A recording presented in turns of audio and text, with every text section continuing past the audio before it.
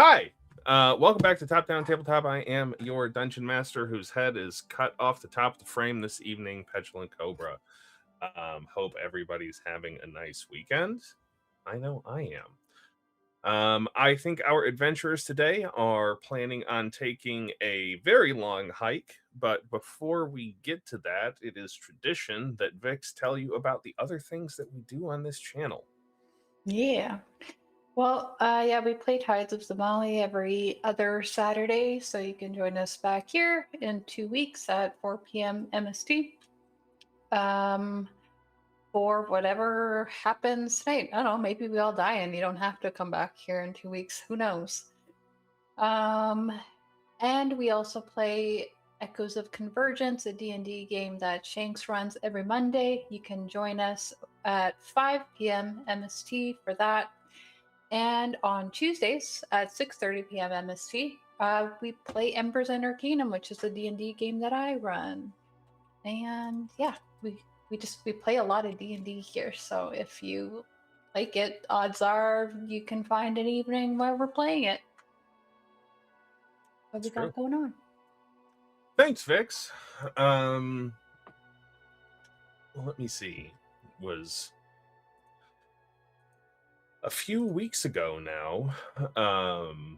Our heroes took part in an orchestrated an initiative to finish some refugee relocations. Those people they rescued from the clutches of the creature impersonating Merrig in the bog village of Sarendale have now spread throughout the coast of the Bay of Zemali, going towards whatever destination they're intending to call home. Following them via teleportation the next day, our heroes took a quick look around Southport, got the lay of the land, a little bit surprised to see how much of a rundown city it is. Lots of buildings overgrown with trees and plants, most of them falling down. But yet still some people hanging on here anyway. But perhaps more interestingly to the party, they spent some time with Cam's grandparents, getting to know them, helping to clean out what is now functioning as Cam's ancestral home, before setting out north, intending to stop by the druid village of Luspiale on the way back to Crystal Harbor. But that is a 6-day walk away. What will they find in between now and then? Find out after this.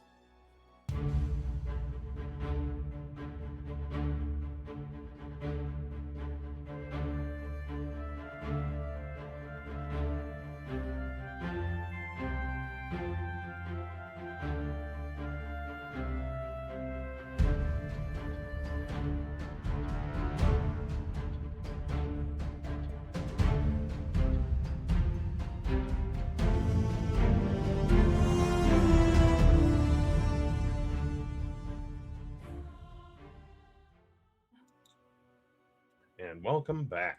All right, our party is setting out northwest back towards Crystal Harbor, following the old coastal road that still has some remnants connecting the two cities, but is now less often traveled.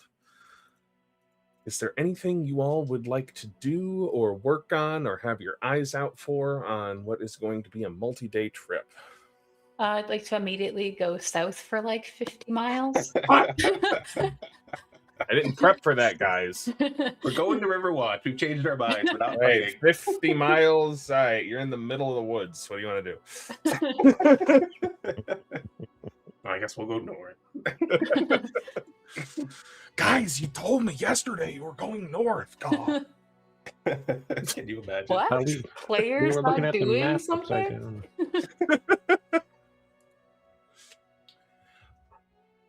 Well, Learas will keep an eye out for threats. As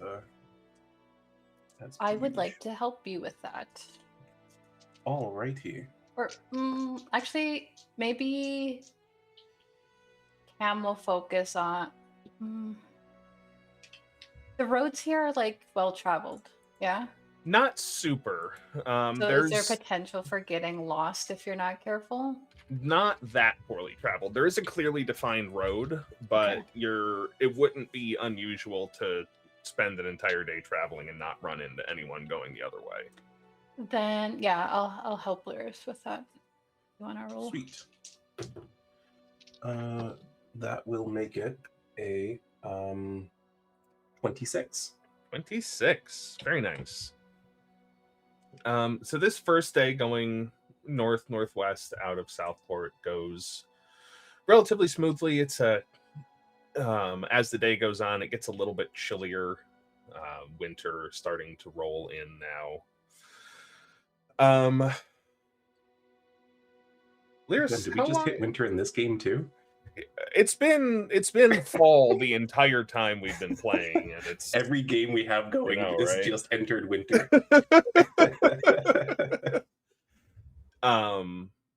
You've got dark vision out to 60 feet? Yes, I believe so. All right. Yeah, the first day goes by just a nice day walking through the countryside. Not too much to report of interest, but we'll say at night you hear a very as you're making camp, unless you're getting like way up into the woods at the part of the road you've stopped at, there is nowhere to make camp that is terribly far away from the coast of the bay. And at a few points after the sun goes down, you can hear something pop up out of the water and then go back down. It's hard to say, even with that score, maybe 100 feet off the coast. Is that typical in the bay? It wouldn't necessarily be unusual to see something popping up out of the water, but repeatedly in the same-ish place would be a little strange. Well, we're going to have to make camp soon, and it looks like we're being watched from the water.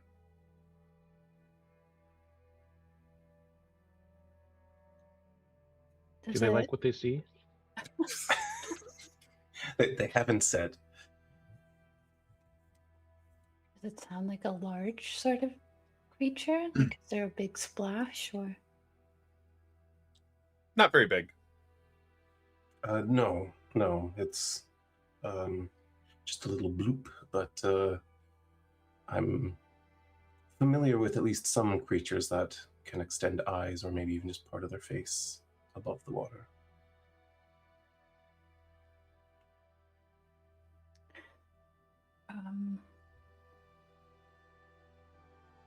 Okay, so should we be more on guard? Should we be sleeping or should we be going to look at it? Well, that is the question. We'd be fighting it in its terrain. Of course, that's not an issue for me. If we do nothing, we might not have to fight at all, though being watched like this certainly does put me on edge. Well, what if it's something that doesn't need to be in the water, though? True. Do we wave and say hello?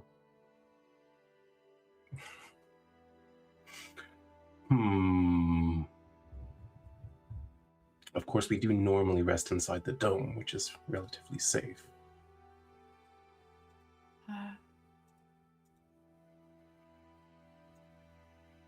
Yeah.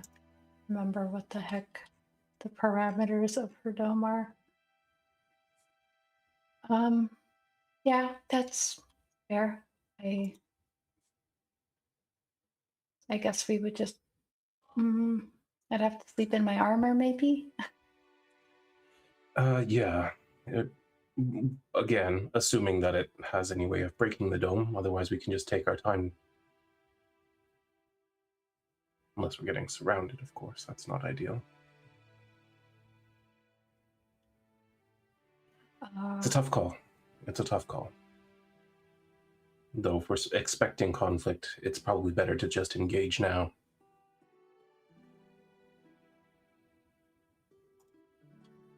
Okay. Hold on. You want me to shoot it? Is it starting to get dark? Is that what you said? Yeah. You Okay. are muted, but We got it. we got the affirmative. She's going to like pull a golden thread of magic from her eyes, and she'll share her dark vision. Perfect. And she's going to, when she does that to Learas, there's like an extra sort of pulse of magic that sort of ripples, and she's going to give you her vigilant blessing as well, so you have advantage on your next initiative roll. Nice. All right. Well, let me take cover for a moment, and I'll see if I can't surprise it with an arrow through the eye. Okay, I won't be good at surprising, so I could definitely stand far away, and maybe they'll think we're still over here. Works for me. Do you know what's equally surprising? Fireball! You've become really big on like just blasting fire at things lately, Wade. Is there something going on? You know, if I found any spell that was just as decent as this one, I would probably use that more often. But, you know, it's so effective. It has been very useful. But maybe it's best to prepare that and wait to see how many or what we're actually dealing with. Be embarrassing if it was like a frog or something. I mean, cooked frog, you know. It turns out Sprogus the Damp has just been following you at a distance to make sure you're safe. Well, he should have made himself known. How far would Learas have to go from where we're standing? Because I'm thinking Cam might just be really loud about setting up camp here, but if it's like he'll be in danger and we won't know it sort of distance, then she won't do that. It's hard to like go. Like how to the far does water. he need to go to do what? Okay, to Yeah. get to like the water. Yeah. I guess it depends on where you want to set your camp up. Yeah. I mean, I shouldn't have to go too far, right? Like I guess it's how far from the water are we? There's about 50 feet between the water and the tree line. So, do with that information what you will. All right.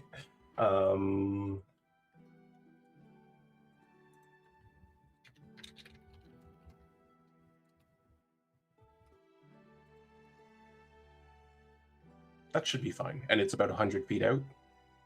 Ish. And you didn't Okay. exactly see what it was. Right. That's fair. So I'm going to go... I only need to go to the tree line then. To be at normal range. And I will hide and watch. My dark vision now goes out to, what is it, 300 feet? Yep. And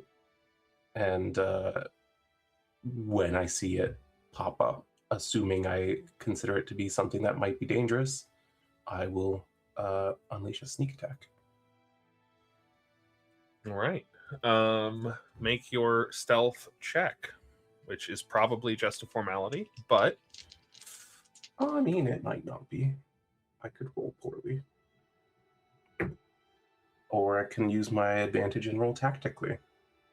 right. Make it with intelligence instead of dexterity. No!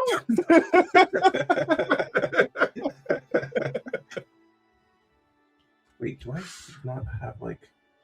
I have advantage on dexterity stealth checks you make as part of the hide action. Oh, this isn't during combat, so does not apply. Quick, Cam, punch me. You're kidding me. I rolled 2 2s. Wow. Yeah, so that's only a 15. Dang. Let me see what this thing's perception modifier is. And the length of its dark vision? Naturally. Come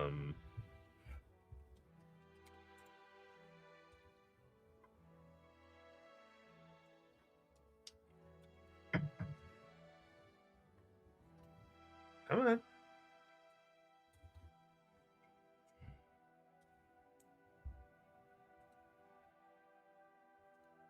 The internet is mad at me.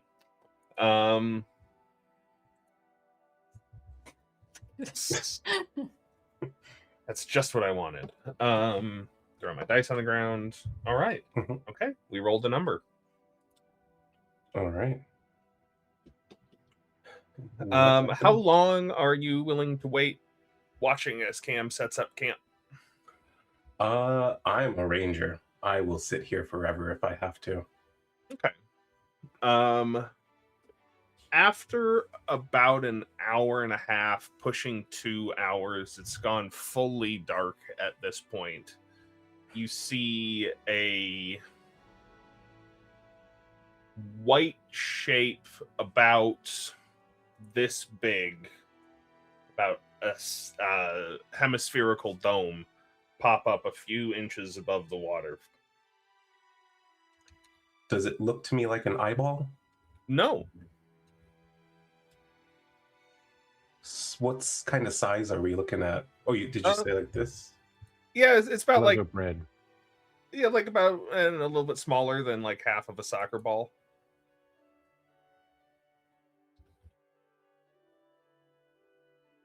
But it doesn't look like any sort of creature that I recognize.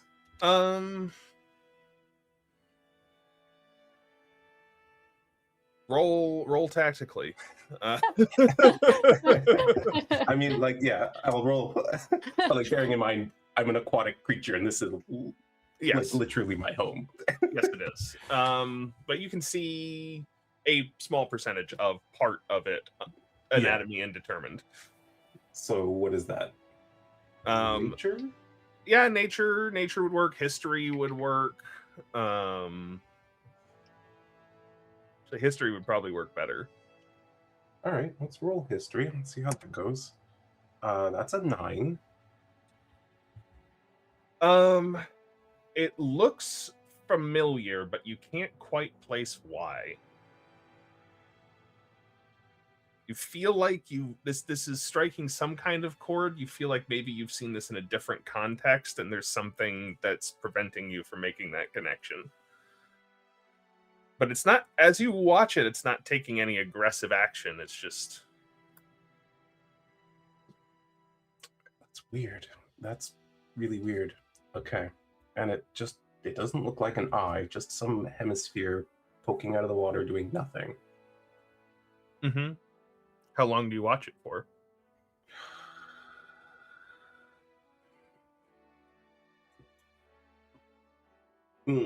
I wish my telepathy worked 2 ways. I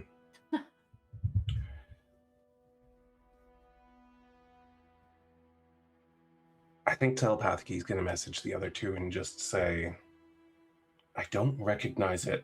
I think I'm going to take a shot. And I'm just going to risk it. I'm going to shoot. I'm going to... Right, now I really needed stat block to finish loading.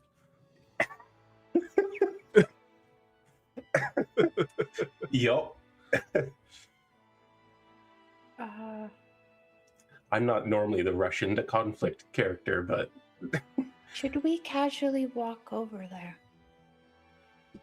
I don't think I'm far from you, because I'm only at the tree line. So, like, I imagine we would be setting up near the tree line. Okay. So, like, he just kind of moved away, like, maybe 15 feet from you, kind of thing. I whisper to Cam, is he trying to be stealthy? I think so. Well, I couldn't. It's pretty. You know what I mean, it's sort of easy to spot them.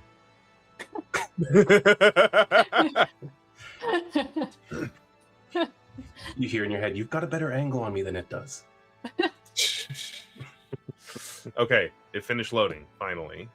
It does have 3/4 cover from the water. That's fair. What is that, a +5 to its... Mm-hmm. Okay. And do I have advantage from being hidden or not? Not with that roll. You do not. God damn it. Not This by is a what I'm lot. good at, and I couldn't fucking do it. You didn't do it tactically. Yeah. Your own damn fault. If I What rolled you with do is- intelligence, it would have been lower. What you do is you make him roll twice, and you don't tell him which one of the rolls you're going to take. Yeah.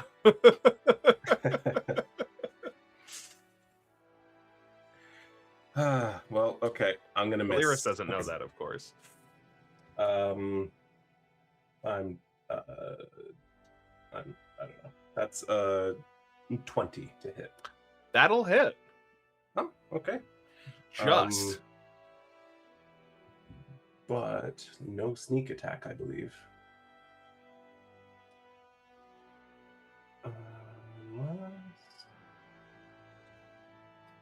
I think the swashbuckler thing only applies to in melee. Yeah. Okay, then yes. No sneak attack. Just a regular ass arrow. That's 9 piercing damage. 9. Yeah, so this arrow flies out over the water, and you sort of lose sight of it for a moment. The small brown arrow flying over the nighttime illuminated water. Very hard to pick out. But after a second or so, you hear some sort of vocalization, like a squealed surprise of pain, and a brief thrashing in the water as it retreats under the waves. Well, I hit it. Did it when it thrashed at all? Did I get a better look at what it is? So you see one appendage come up out of the water that looks like an arm. What kind of arm? Like a humanoid arm? Mine's just Humanoid. under the water, crying on us or something. Was it just its butt poking out of the water? I'll say I think with I've seen butt Learas's before. with Learas's memory, and his passive perception of like 10,000. It's only 21. Yeah, Rowan's is higher. not a lot.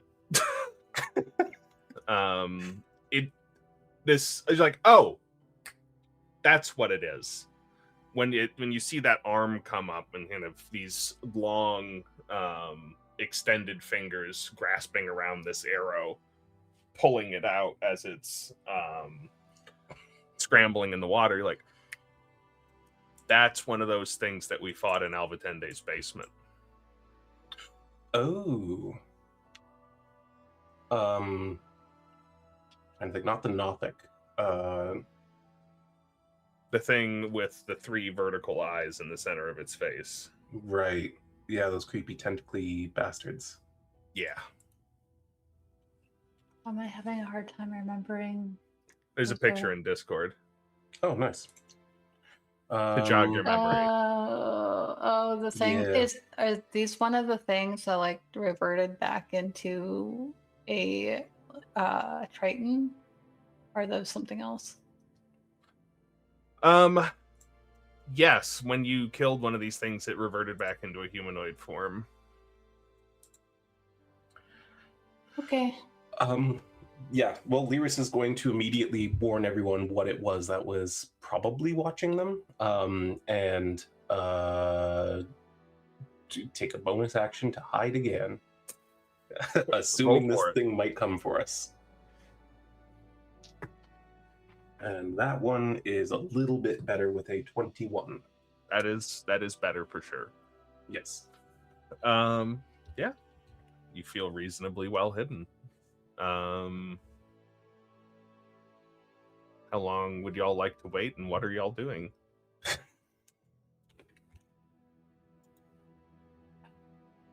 Not attacking us. I don't know if that's more or less. Yeah, it might just be waiting for us to put our guard down, but if it knows we're going to fight back, then it might mount an attack. I don't know. I don't feel comfortable just sleeping here if it's waiting. If it doesn't attack soon, maybe we go into the water after it.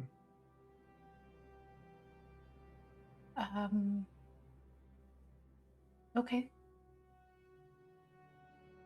So give it 10 minutes or so. You're very patient. He's I'd so rather- there's like sparks in his hand trying to cast fireball.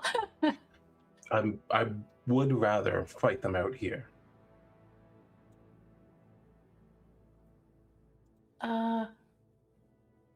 I'm just going to focus something. I know this is not going to work.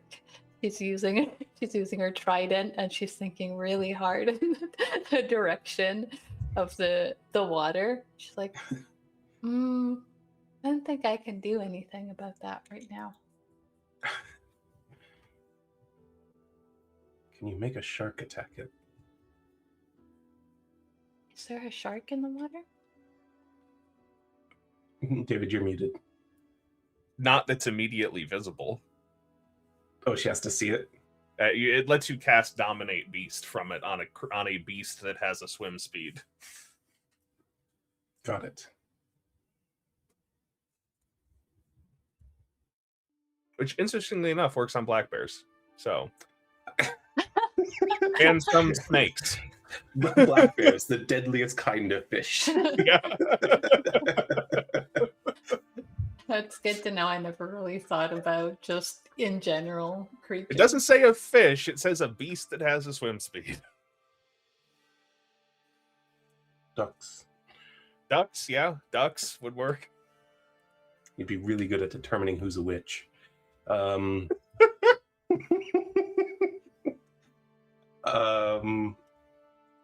Yeah, so like if I can hold Wade back long enough from casting Fireball, and we can wait the 10 minutes, does anything come to shore?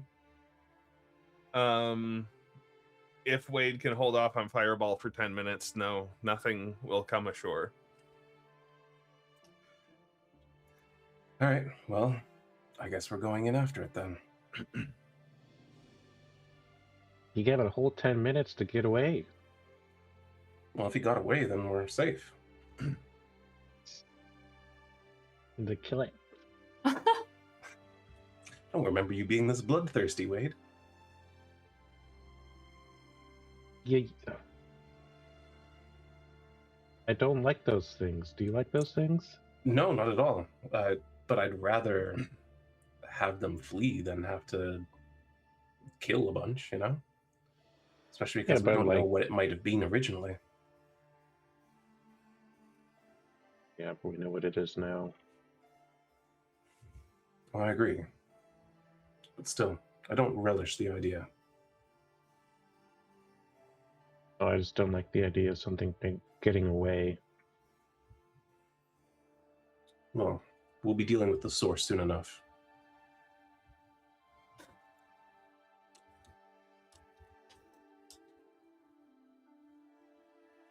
Okay, let's go inside the water. Wade needs a new suit.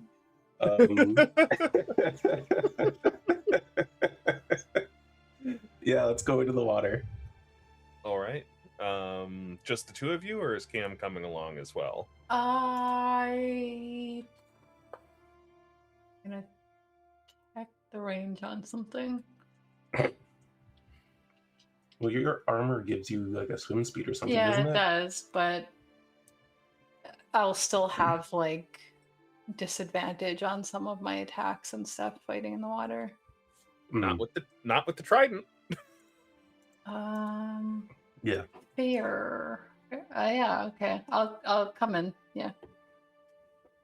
I'll let Learas go up ahead like 20 feet since he needs to be in closer range usually, and yeah. Got mage armor on. All right, the gang goes for a swim. Go for a little swim. Swimming out about 100 feet, trying to look. You've got a pretty good bead on where it was. Starting there. I mean, I'm gonna go. I can breathe under the water, so I'm gonna go under almost immediately and swim like 10 feet below the surface and try to really get a feel for where it might be as we head in. Make a perception or investigation check. Perception it is, and that is a solid 23. 23. You swim down under the water as soon as it's deep enough for you to basically, and head out towards about the place where you hit it with an arrow.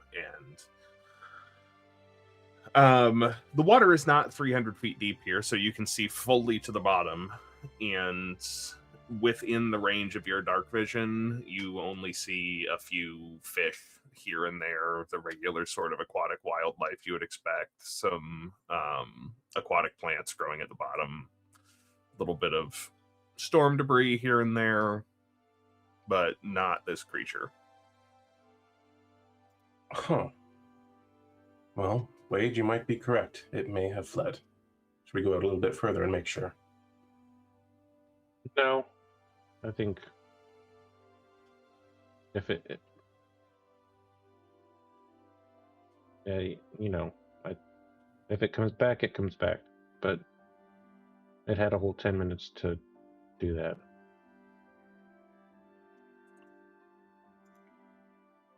I want to make sure it's not just gathering reinforcements.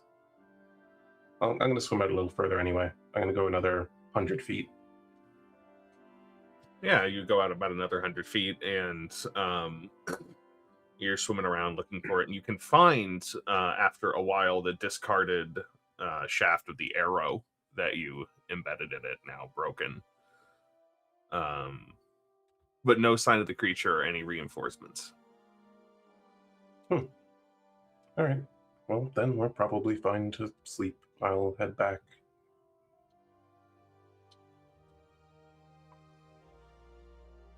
All right. Head back, make it to shore without incident. How do we want to do watch? Are you sleeping this evening, Wade, or are you staying up? Sleep? Why would I do that? I find it rather relaxing.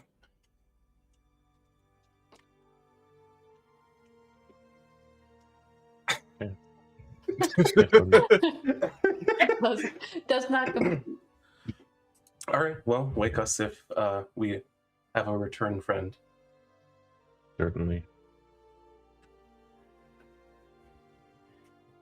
You putting up the dome, Cam? Well, I assume that's what she was doing to set up camp. So it should be up. Well, wait. No, you can't. Can't go out of it.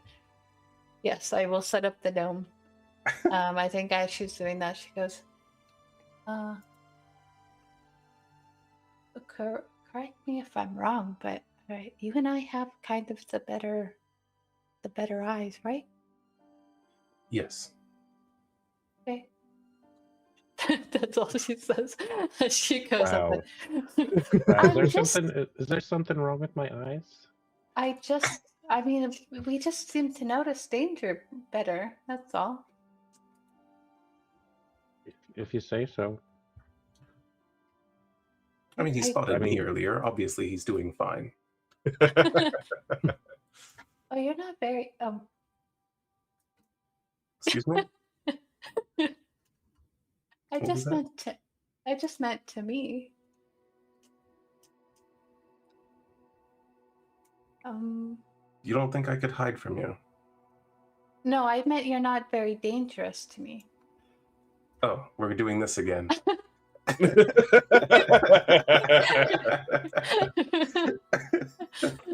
You two are cute when you flirt like that.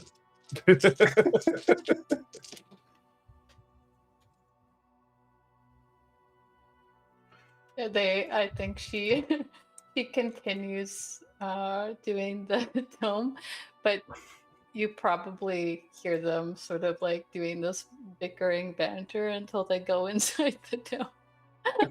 Afterward. So Wade taking watch tonight?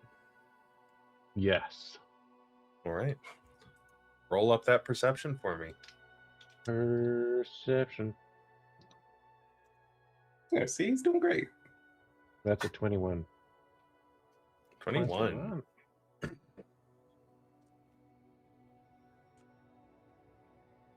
After about 4 or 5 hours into the night, you hear something out in the water again.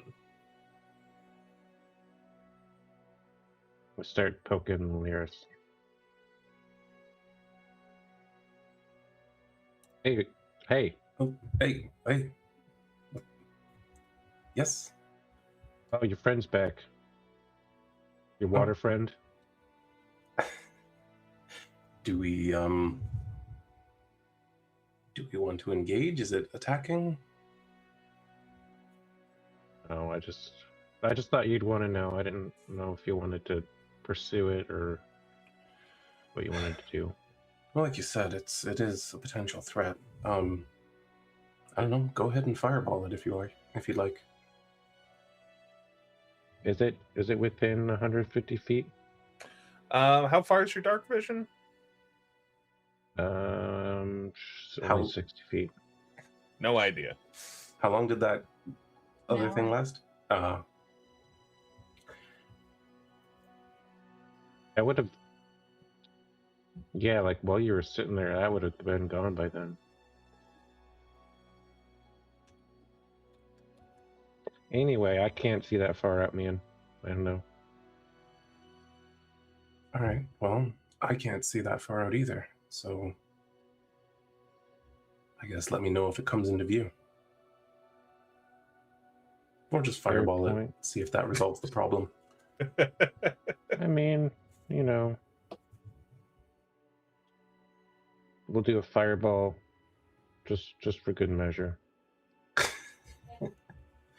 Sounds like a plan. Just sort of that way? Or I'd ask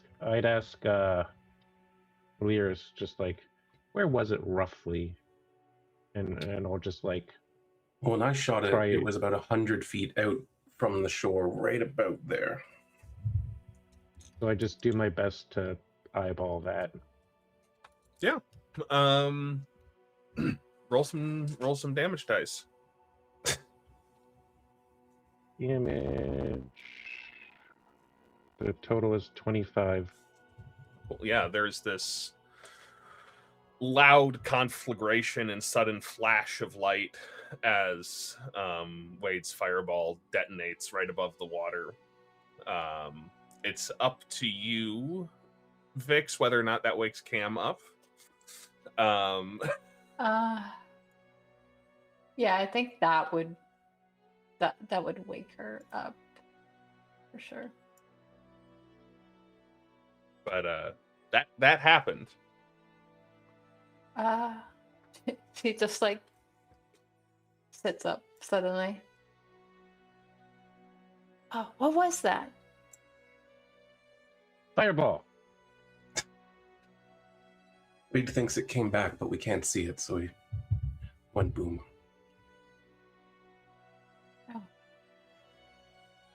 Oh. You want me to take a look? Yeah, you can just look for a few seconds. If you see it, you see it. You know, if not, you can go back to sleep. Can I at least poke my head out of it? I can poke my head I'd say you out, can right? poke your head out of the dome. I'd allow that. Okay. Yeah, she's gonna poke her head out of the dome, not leaving it, and see if she can see anything in the distance with her ridiculous dark vision. Yeah, make a perception check for me.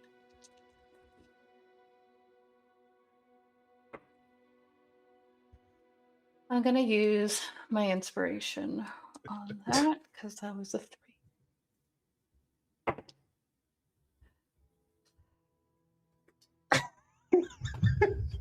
We're rolling so well today. That was an 8. It's better. He's tired. Yeah. Cam, there's a thin cloud of mist hanging over the bay at the point that you're examining. And there doesn't seem to be anything moving in it other than water. You think maybe you see something for a second, but you're not sure if it was a wave or not. I might be too tired for this. That's fair. Well, the dome is safe. Let's get back to sleep, and if it attacks, we'll deal with it.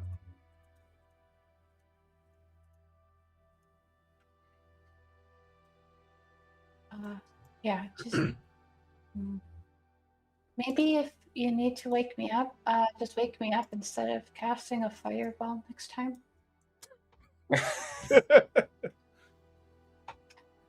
I'll consider that. That's all I ask, Wade. We'll take it under advisement.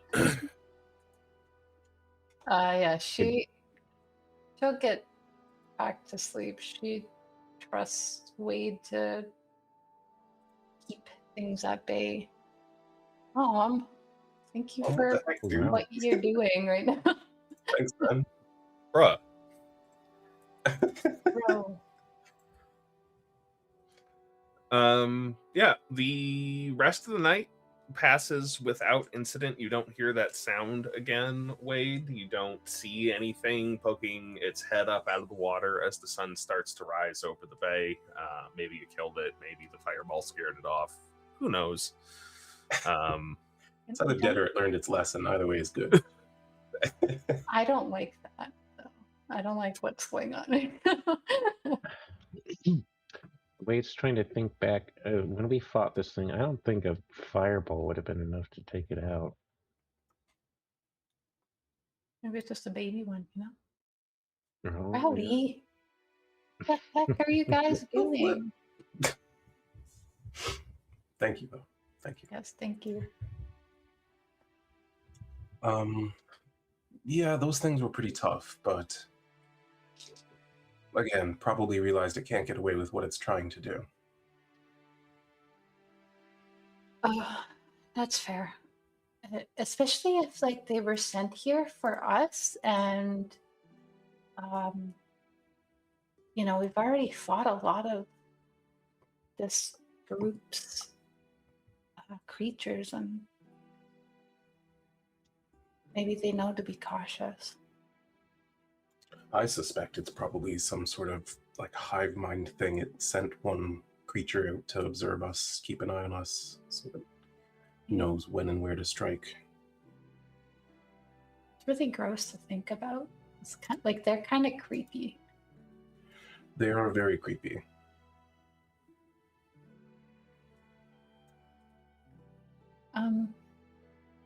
But yeah, I mean, it seems like they're keeping the distance for now, so.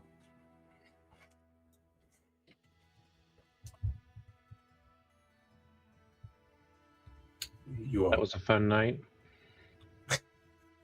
do you want us to stay a little bit longer, Wade, or are you okay moving on with less I mean, resources? it's been several hours since.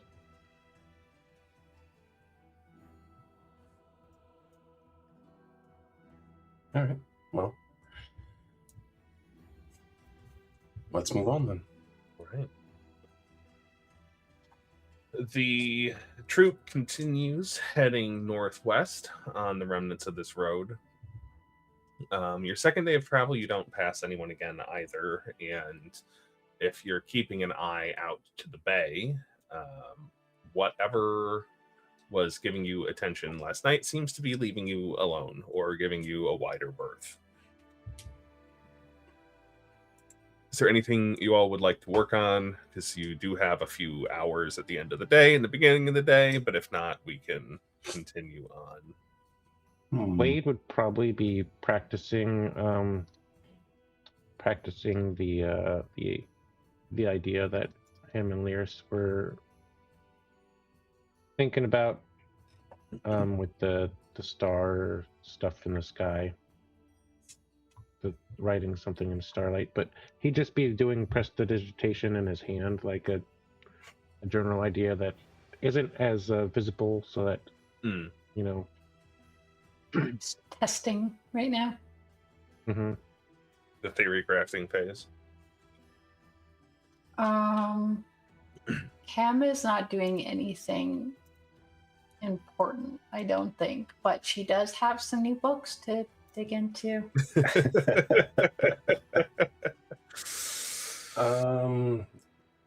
Yeah, I'm not sure. Learas really has anything to be working on at the moment.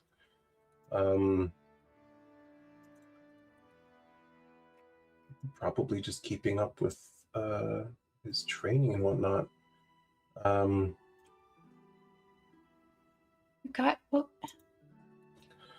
What is going on? I don't know. It's crazy. We're not doing anything. But also, thank you guys. You're for all doing the subs. overland travel. It's the most interesting part of D&D. That's true. Every time I hear about, like, what do you like about D&D? It's always the days of travel in between all of the important plot points, for sure.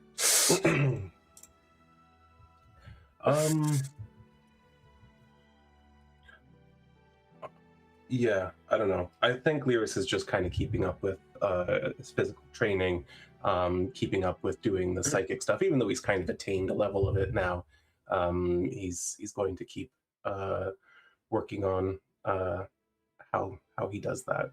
And yeah, other than that, I think he'll work with Wade too whenever Cam's not around to.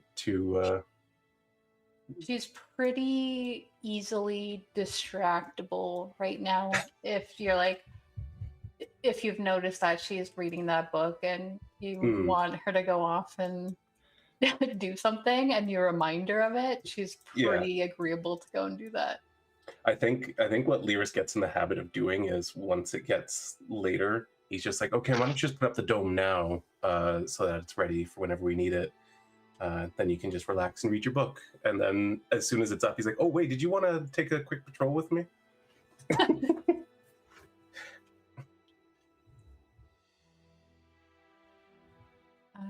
Yeah, she's pretty agreeable for that, for sure.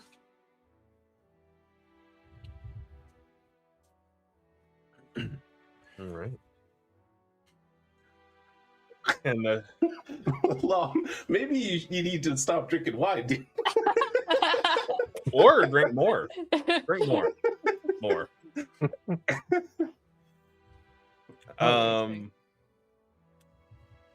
Yeah.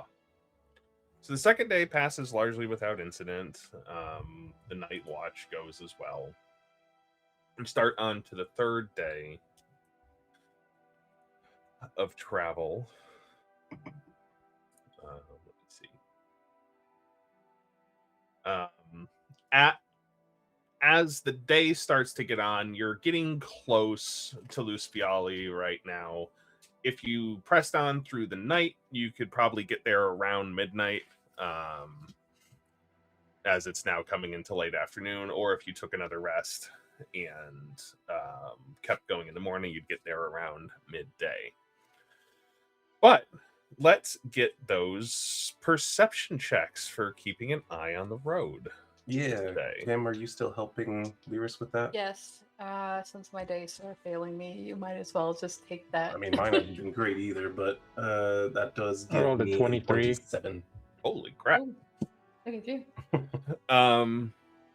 Really trying to show Cam up for that comment.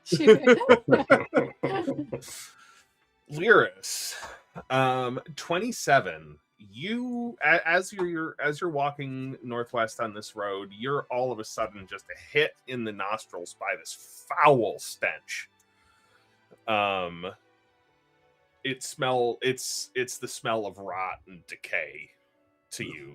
It smells like corpse is multiple, perhaps, if you can't see anything that's giving it off, but can smell it. Do I get a sense of direction? Like I know we just came into it kind of thing, but like left or right kind of deal, or it seems like it might be coming from further up the road with the way the wind is blowing. And Learas, a little bit distracted by this smell, Wade, shortly thereafter, you see in between some gaps in waves, about a couple 100 feet out now, a little white dome that very quickly down below the water. Hey, the little friend's back. Yeah. And then Wade, you smell it as well. After a couple minutes, the smell gets stronger. Smell? Yeah, I think it's been active over here. There's probably bodies ahead. What time of day was this that we come into this? So like late afternoon, not quite into evening, maybe around 4 o'clock. Okay, then yeah, I want to move on to the other side of whatever this smell is for sure. But let's continue on carefully and keep an eye out, and who knows what we're about to find here.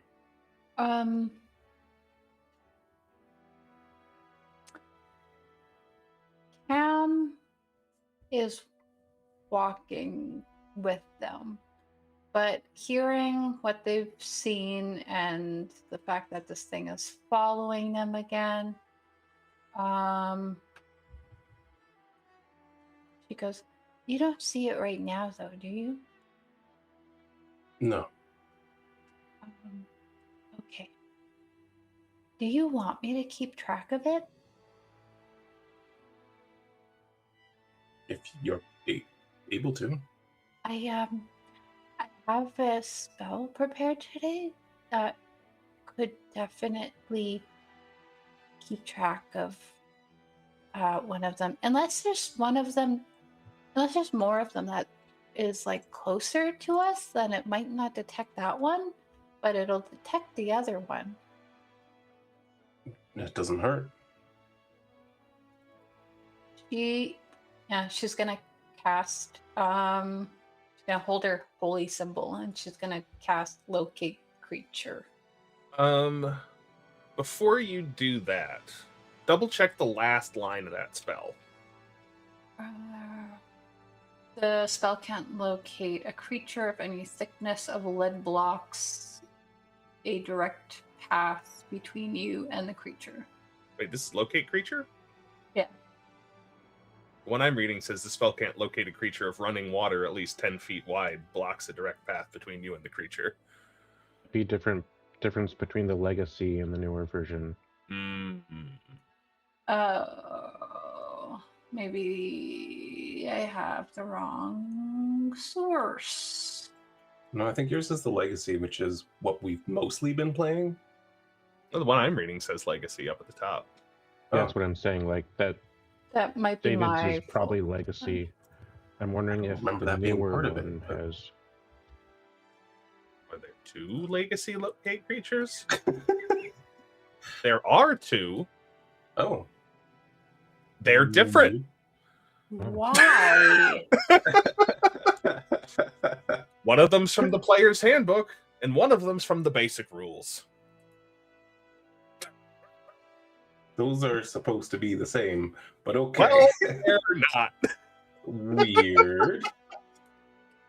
Okay, you know what? Yours says thickness of lead. That's fine.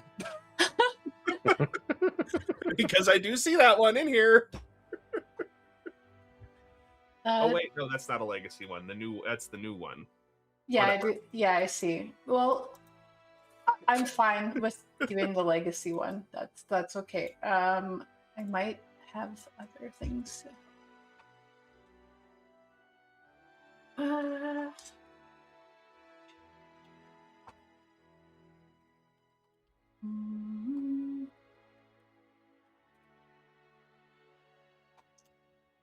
You know what? I'll leave it for now, and we will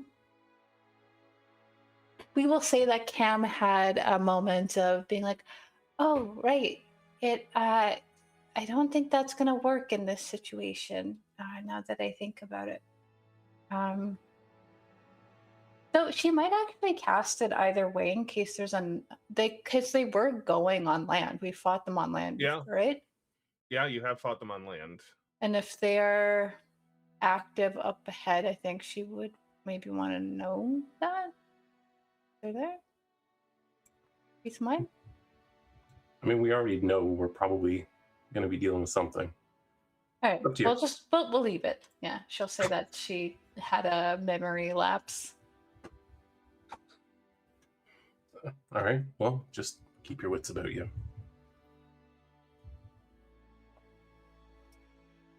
I will keep my wits about me and also try to perceive things so that I'm not relying on these two. All right, make a perception.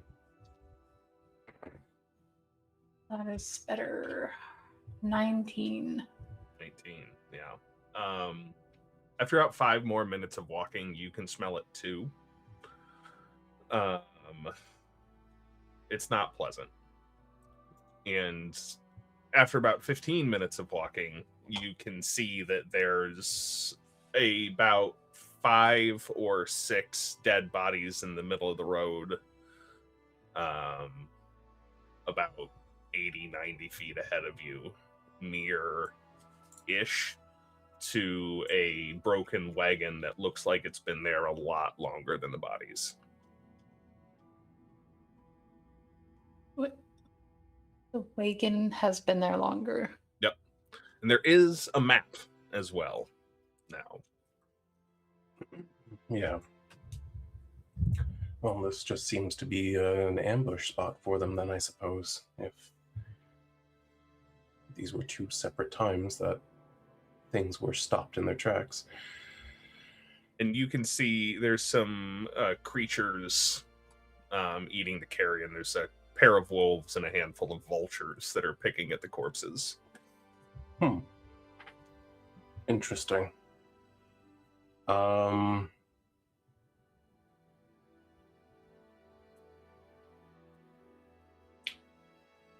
Any signs of anything in the water here? Make a perception check. Another one, okay.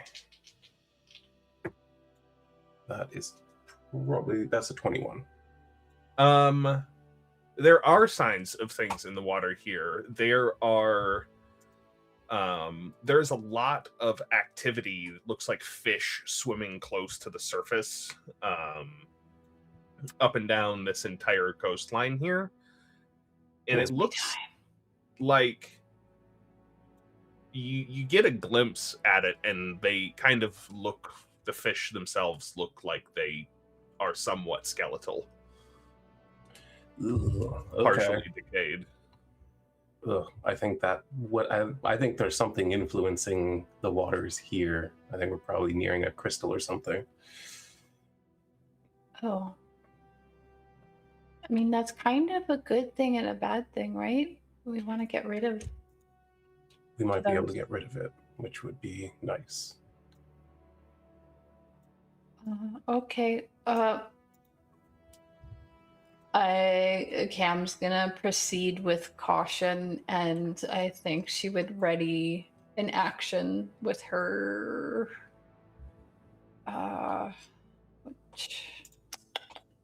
her trident to attack if they are attacked.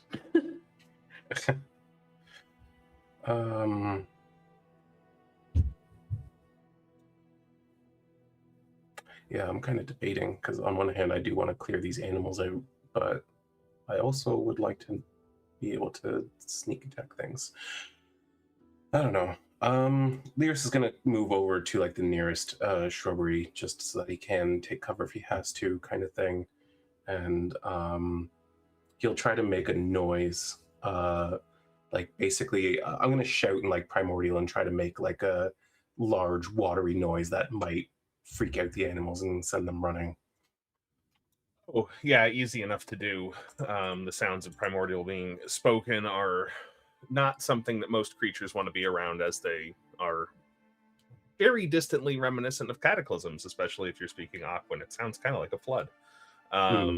So yeah, some of these animals scatter off into the woods. Some of the vultures take flight and eventually curve off before starting to circle again, presumably waiting for you to leave, but the wolves scatter off into the distance. Okay. No other thing occurs. We'll keep that 21 perception. You know, you heard a bit more noise coming from the woods than you would expect from just two wolves crashing through it, but you don't see anything. Okay.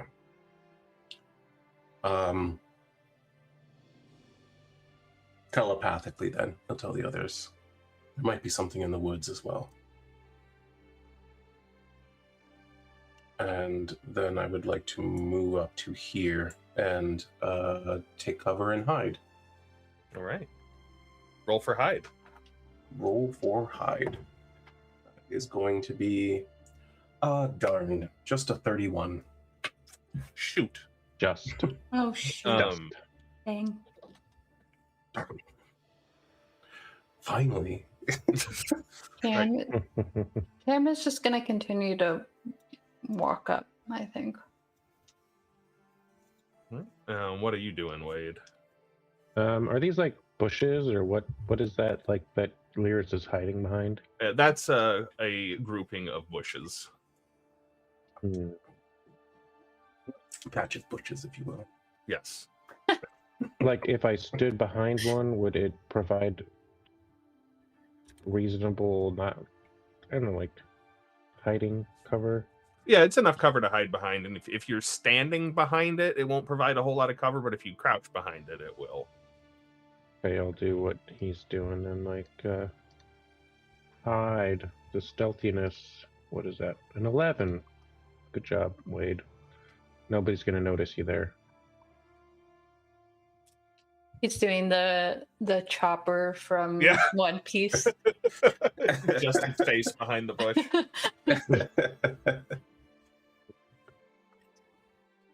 Yeah, Cam, she's gonna keep approaching until something happens, really. She's gonna walk up. And if nothing stops her. When you get there, Learas, and Cam, I think something grabs your attention as well. Learas, you get a brief second's notice as something pulls in from being invisible in these bushes here. Cam, your attention is grabbed over that direction as it's just a little bit too late, as this purplish energy starts glowing in the mouth of the skeletal dragonborn that has just appeared in the woods and is now breathing its breath at you. So could you make me a dexterity saving throw and then roll for initiative, please? I can definitely do that. Do I still have that advantage on? It's your next one. Well, I needed it, that's for damn sure, because I rolled like shit again. The dex save is 16. And my initiative is 13. 18 for me. 18. Hey, that's what you had from before. Wade? 17. 17. And some initiative for these guys. Great. Yeah. What is happening? Yeah, so Cam, you see this purple energy letting off a little bit of light as it's concentrating behind the rib cage of the skeleton that just appeared in the woods, and exhales this cone over you. And it feels as though the breath that this creature is letting out is attempting to push your life force out of you. Huh.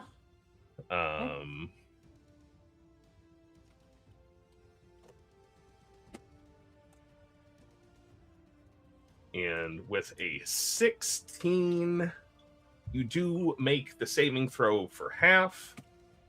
Nice. And because it is necrotic damage, you resist it again. So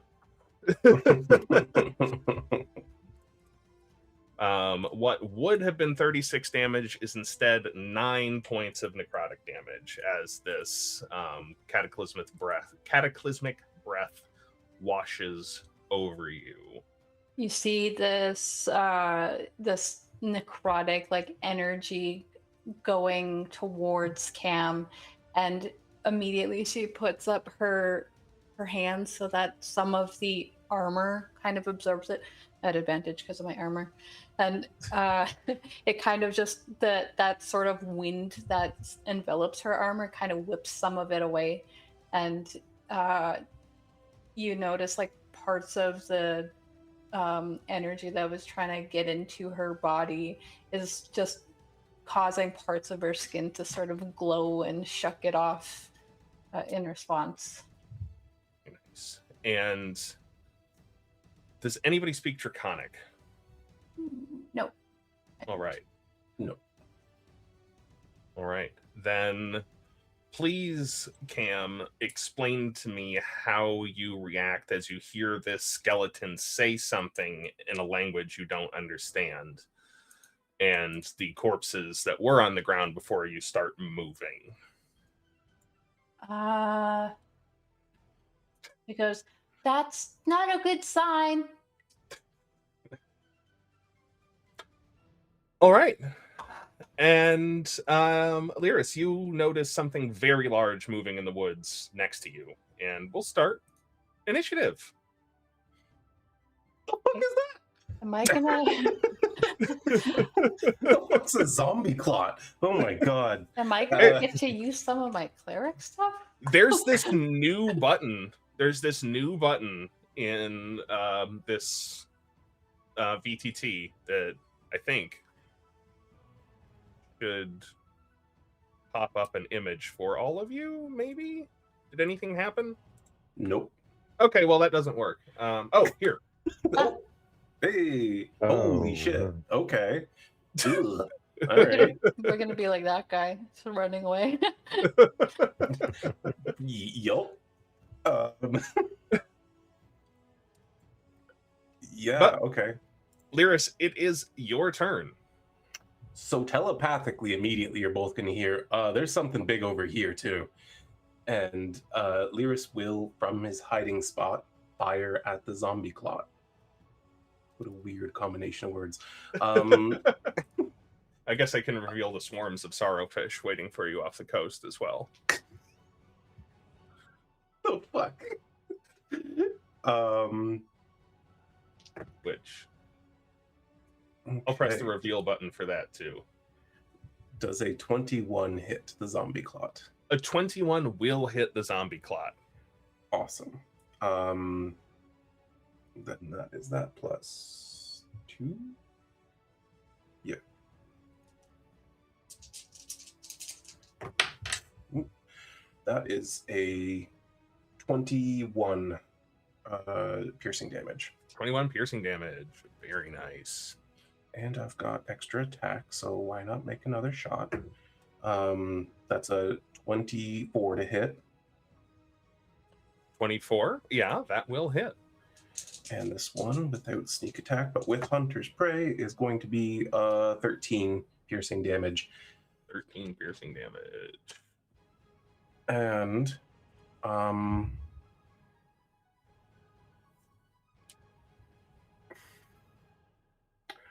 I think what he's going to do is move around the bush a little bit and try to hide as a bonus action again.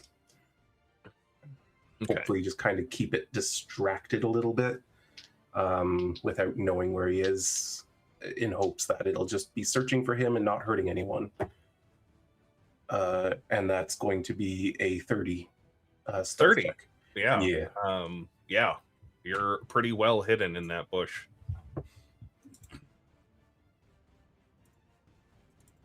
Anything else from Learas? That's it. That's All right. everything. And I didn't cast Okay. Hunter's Mark, so I cannot tell you its weaknesses at the moment. Wait, Next round, I promise. Trying to distract it.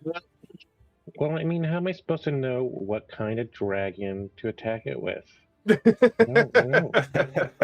I mean, there's a lot of zombies over there that could use a fireballing. Yeah, but there's a huge ass zombie thing that's a lot closer to me. It'd probably kill me in one hit. I'm hoping to keep its attention. While you're She's never hiding. wanting me to use turn undead. Sorry, attack the zombie cloud. But that'll draw its attention. do what you're gonna do. Do what you're gonna do. I don't know how powerful these zombies are, but I can turn them over a fire spit with fireball. So The you're dex going- save is 17, centered on zombie E.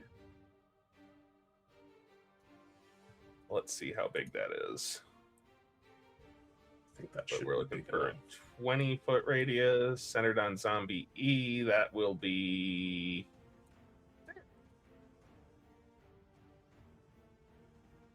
Yeah. So I don't think. What was the save? 17. Okay. There's 5 of them. I got 5 dice.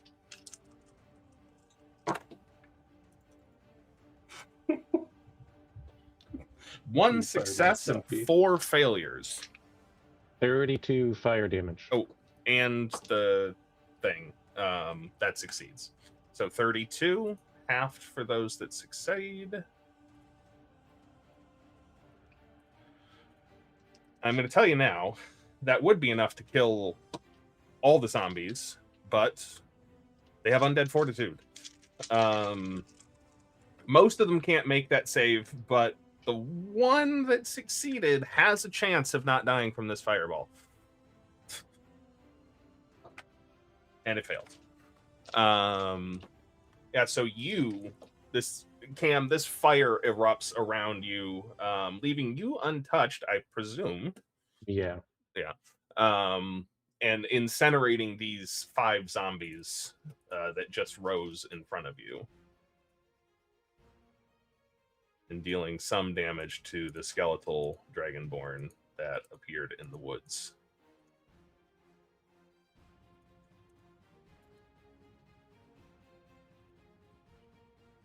All right. Those guys are gone. Anything else from Wade? I don't know, man. Swarms of sorrowfish, skeletal dragonborns on the clot. There's like nowhere to run, nowhere to hide. I'm good. I just Okay. sit here behind a bush. Right there. All right. Okay, as the skeletal dragonborn has its turn, let's see if it gets its breath weapon back. It doesn't. All right.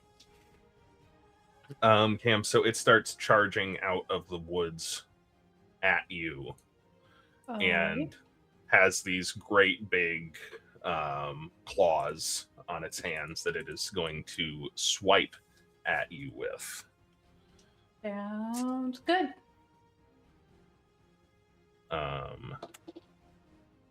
Let's see. Okay, that's a natural 1.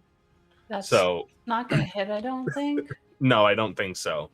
So it takes this first claw, tries to come down at you, and it's just horribly wide. The second one comes in, and that is going to be a... I don't think that hits with a 15. Nope. And then its bite, as it comes in, to bite with a dirty 20. That'll hit. Something. It just hits. Yeah, so it comes in with these 2 claw attacks, and it feels like it's trying to like grapple you, Cam. It's like trying to get a hold of you. but you're able to wiggle out from that, no problem. And then that'll be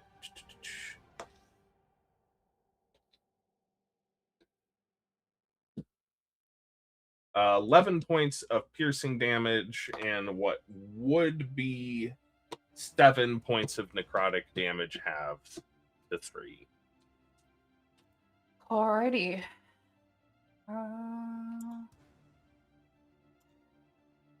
Yeah, she's absorbing a lot of this damage, and I think she's just kind of thankful that she's the one taking this at the moment, and she's fine just leaving herself between this creature and the others for now.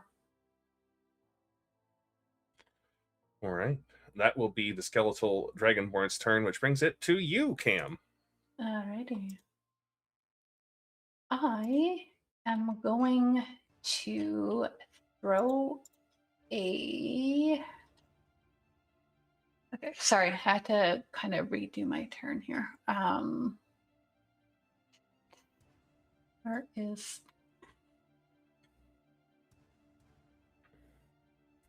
Damn, you're so complicated to play. Okay, I'm going to throw up a... there's a eruption of unicorns from Cam as all of these spiritual guardians start surrounding her and kind of tearing through this dragonborn. So I need him to make a wisdom saving throw, DC 17. Wisdom 17. It's not quite gonna get there. Cool. And that is going to be... I literally can't see D&D Beyond, please. 10 damage. Okay. The dice were covering it for me completely. Yeah, that's 10 radiant damage against this creature.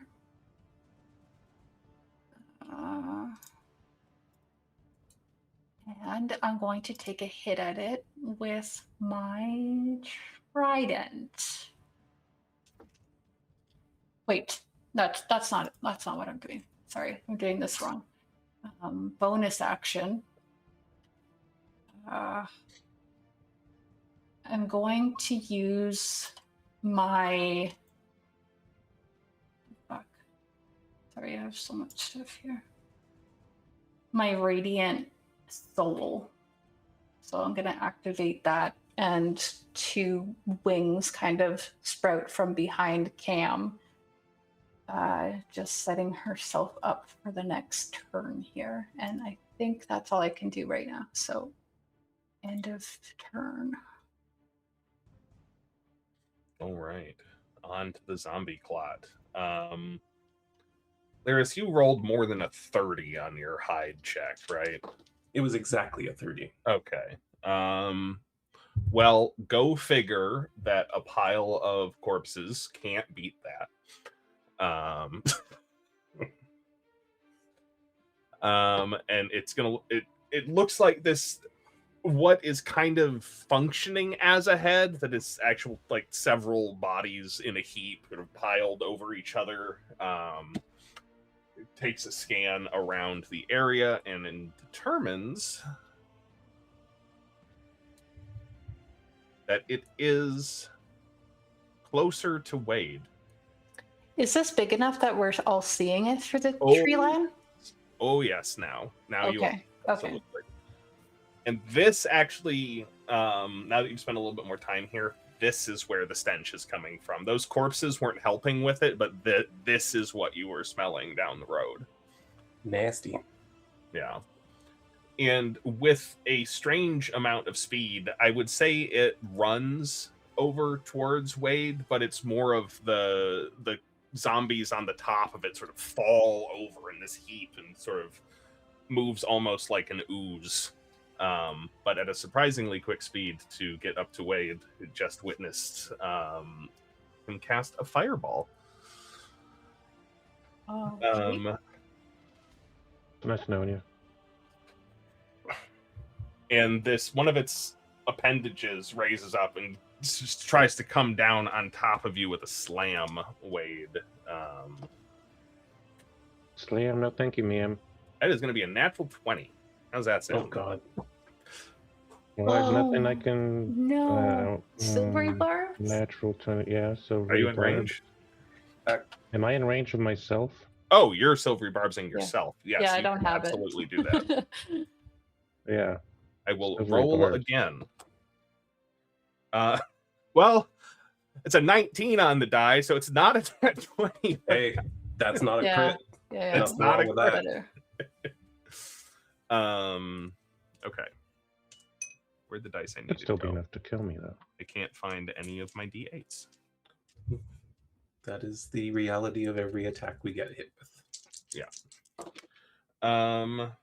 Okay, so that is going to be for that first attack. Just the first one. That's not bad. All things considered, that is going to be 12 points of bludgeoning damage as it comes down for a second one, having not hit you quite as well as it was hoping to. Is a 15 gonna hit? Yes. All right. And yeah, and this second one comes down, just raining corpses on top of you. That's a much better damage roll. Good. I like that. There's going to be 21 points of bludgeoning damage. All right. Nice. He's still up. Okay. That'll be the zombie clot, bringing it back around to Learas.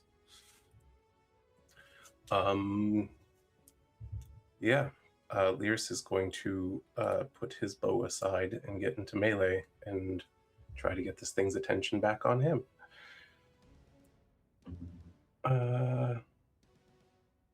Gosh, my mouse is being fucked. Okay. Chill out. Weird. I don't know. I having issues with my wireless stuff lately. Yeah, so he'll sneak up around the back of it there, and I'm gonna hit it with my first attack. Really should. I don't know. I can't because I imagine Hunter's Mark would unstealth me. It would. Yeah. So, gonna hit it first. That's going to be. Oh my God! What is with me? Does a 17 hit? Against the clot? Absolutely. Cool. All right. First sword swipe is coming in. That is going to be. I guess I could pull sneak attack on any of the subsequent ones, but you know what? It's just a regular attack then. Damn. Okay, so that's a 7 piercing damage. Right, yeah. So I'm no longer hidden. I'm going. What's that? Don't you get? Did you already use sneak attack? I didn't. No, I'm hoping for a crit. So I'm gonna gamble on later attacks. So that's going to be so that's 7 piercing damage. I'm no longer stealthing. I will use my bonus action to Hunter's Mark it. Does it have any resistances, immunities, or vulnerabilities? It does. It is immune to poison. Okay. And it is resistant, or excuse me, it is not resistant to anything, but it is immune to the charmed, exhausted, paralyzed, petrified, poisoned, and stunned conditions. All right. No vulnerabilities? No vulnerabilities. Okay. Well, he relays that information telepathically while he then lines up for a second attack. And that's going to be a 23 to hit. That will hit for sure. And that was with Hunter's Mark, so we're going to do that's 16 piercing. Very nice. And I'm gambling again because I'm really hoping something cool will happen, but it won't. That's a 27 to hit, and it's going to be with all the added features on top of it. Oh, I need another d6. There we go. Okay. All right. That's not bad. Okay. 12, 16, 20, 24 plus 6, 30 piercing damage. So yeah, Wow. he sneaks up, jabs it, casts Hunter's Mark, and then just 2 more right into it. Yeah, as you carve several of the corpses making up this entity out of it, they fall to the ground, seemingly having, you're making a dent in it. It's difficult to gauge the affect of a creature that is a pile of corpses already, because it already looks like it should be dead. So. Yeah, for sure. But he's just carving away at it and like yelling, like, "Look at me, you fucking bastard!" Wade, back around to you. Tosh's mind whip. I'm assuming this thing is not very smart, but we'll see. Intelligence save of 17. How is a? Oh, could have done worse. 11 sound.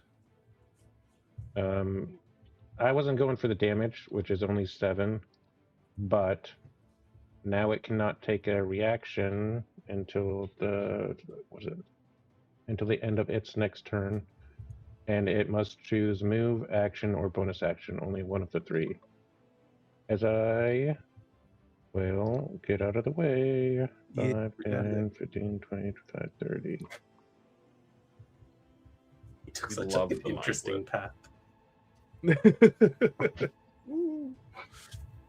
that will be my turn. All right, back around to the skeletal dragonborn. Where will it start at the end of its turn? I was literally just trying to read that too. I believe it's start. First I'm time rolling- or start? I'm rolling for the breath weapon recharge, but good remembering. Oh, the spiritual guardian. Yeah, they need to take a wisdom saving throw. That's gonna be a hot 5. That's going to be a hot fail. Just like me. 14 damage, radiant. 14 damage. Very nice. Yeah, as these tiny little spectral unicorns pierce through. I'm gonna do it at the start. Let's see. All right, no breath weapon. So yeah, Cam, it's gonna do that same thing to you again. And it yells something rather loudly in a language you don't understand. 2 claw attacks coming in at you. That is gonna be a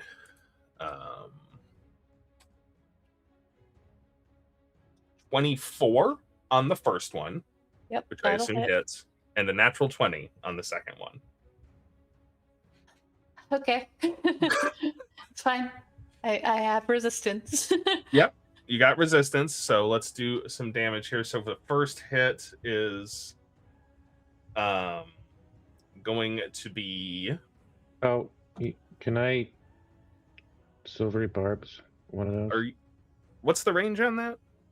60 feet. I think you're within range. I'm just within range. Oh yeah, you are. Yeah, we can silvery barbs that in that 20. Ow. Nice. Wow, Whatever it actually is. in that one. Ooh, dang. I'm just imagining Wade's over there actually like giggling in the bush. That's why he whips it so bad. He's like, what the fuck was that? But that first one still hits you for 11 points of slashing damage, and you are grappled by it. Alrighty. Which means grappled and restrained, excuse me, which means it has advantage on its bite attack that it gets now as part of its multi-attack.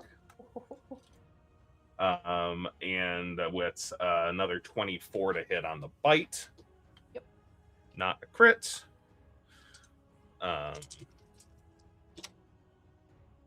So that will be 6, 7, 8. It'll be 13 points of piercing and 2 points of necrotic damage halved to 1. Sorry, how many was the piercing? I was rolling my con saves. 16. So 17 altogether. Alrighty. I passed both of my con saves, so Very nice. It's still up. Nice. Excellent. That ends its turn, going into the Sorrowfish, which swim around. Cam, you are grappled and restrained. But it is your turn. What does that do to me again? Okay. You have disadvantage on attack rolls, and attacks against you have advantage. Your speed is 0, and you have disadvantage on dexterity saving throws. Okay. I am going to...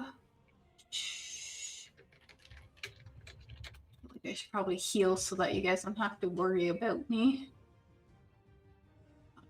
Yeah, I think that's what I'll do. I'm gonna cast Cure Wounds on myself here at 3rd level. Actually, let's go for a 4th level. Let's do that. Let's do that. Okay. Fancy. 17 healing damage.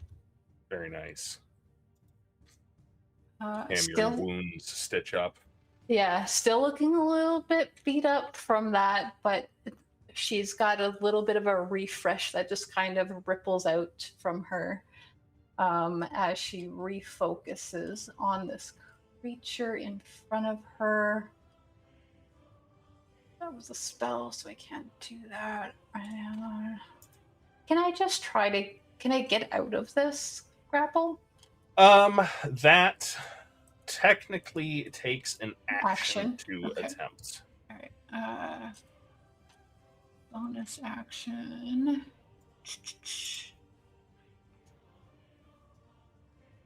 Already activated that. Can't cast spiritual weapon. You know what? I'll just stay here. Gonna trust that Learas has stuff, and I have Spirit Guardians up, so for now, that'll do. All right.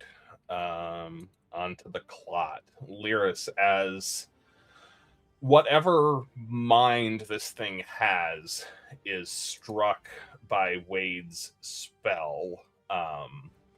A large contingent of the corpses making up this thing's head become dislodged and tumble onto you. Can you please make a strength saving throw, please, to extricate yourself from this pile of corpses? Okay. Will a 22 do it? A 22 will do it. So, as these bodies fall on top of you, you take, let's see.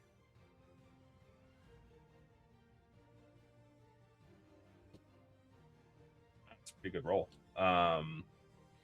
24 points, halved to 12 points of bludgeoning damage as this pile of corpses falls onto you, but you're able to knock them away quickly enough to prevent yourself from being buried by them, and there would have been enough. You get the sense that if you had failed that saving throw, you would be buried at the bottom of a mountain of bodies. Glad I'm not. Yeah. But that was its action. So Learas, back around to you. And yes, thank you. I forgot about this on Wade's turn, so we're not going to do it. We're not going to retcon it. But could you please make a Constitution saving throw for me, Learas, as I know what this is. The stench emanating from this thing is near overpowering. Will an 11 get me by? An 11... you think might get you by, as this scent just invades your nostrils, and you actually end up taking 8 points of poison damage and have the poison condition until the start of your next turn. Oh, for fuck's sake. Actually, till the start of my next turn? That's not so bad. Yeah. So this happened at the start of your turn, so until it comes back around to you. Oh, I see what you're saying. That does suck then. That really fucking a little sucks. bit. Yeah, it's not the greatest. Well, it negates my prime ability, so yeah. Shit. Well, fuck this guy. I'm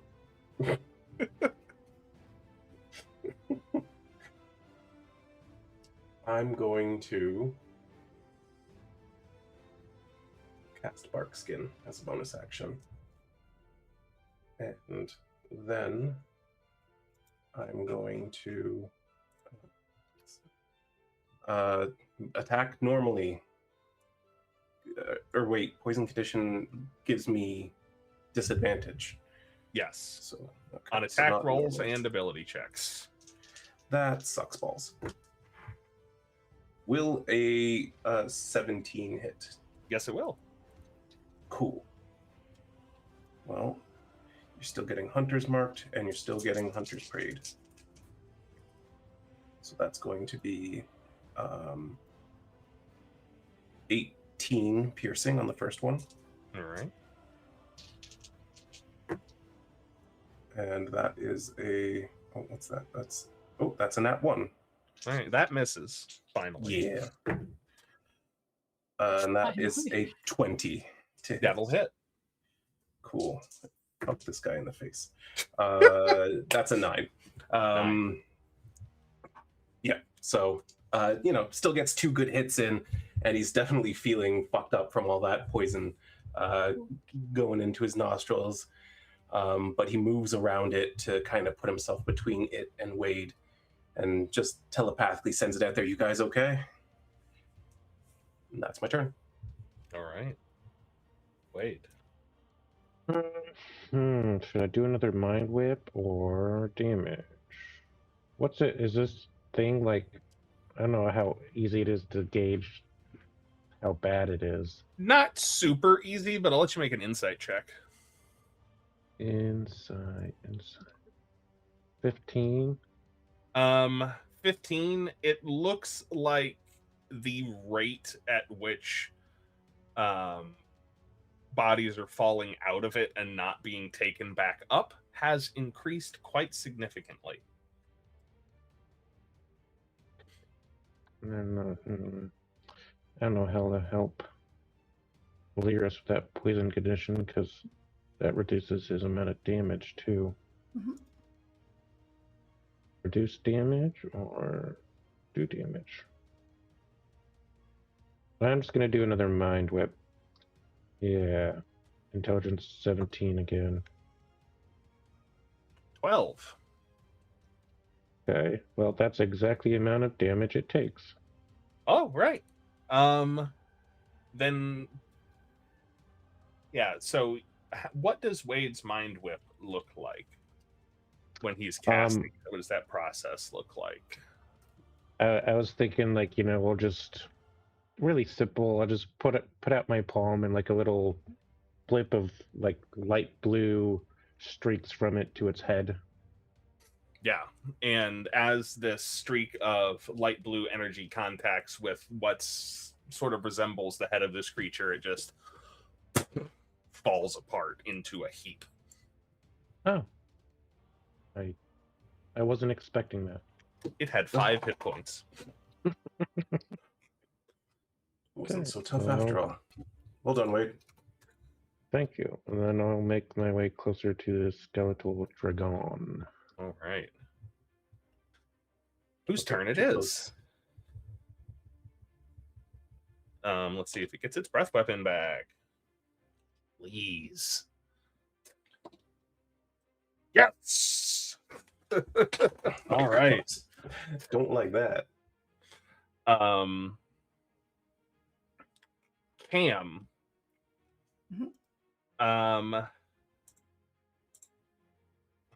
It's got you restrained. It just drops you, lets you go. You don't fall prone or anything. And let's see.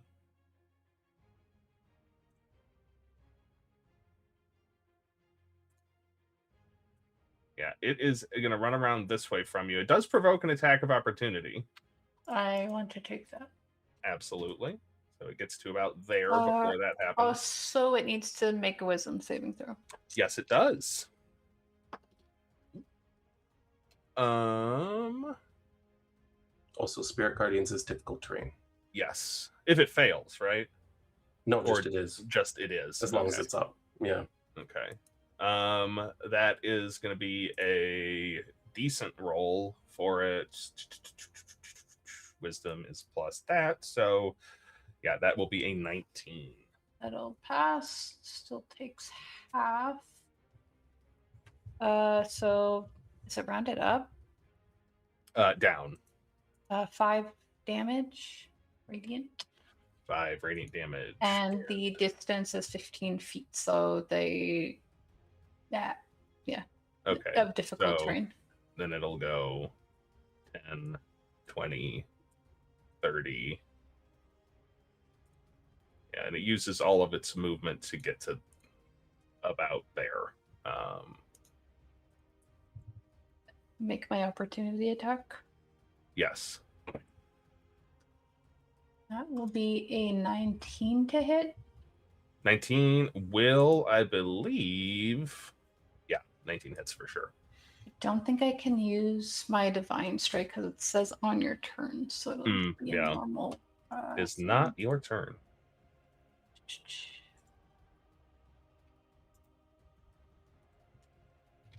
Hey. 14. What kind of damage did these do? Fish. Piercing. Fish damage. Damn.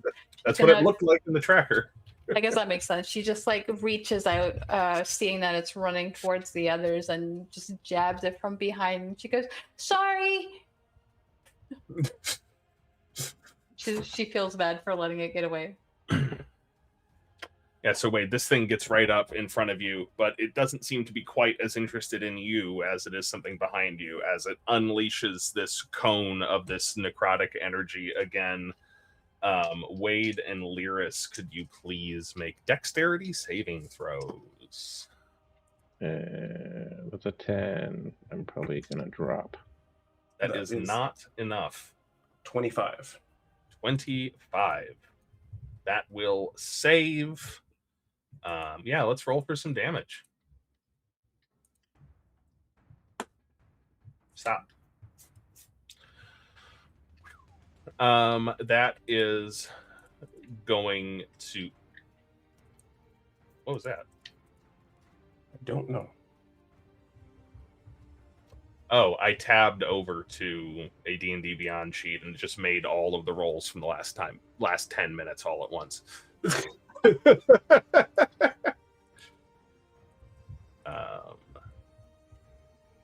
that many D8 into the dice roller. Val, Wade is a very lucky gentleman, as I have rolled an incredible amount of ones in this pool of D8 dice. That'll be 16 necrotic damage to anybody who failed, and 8 to anyone who succeeded. But moreover than that,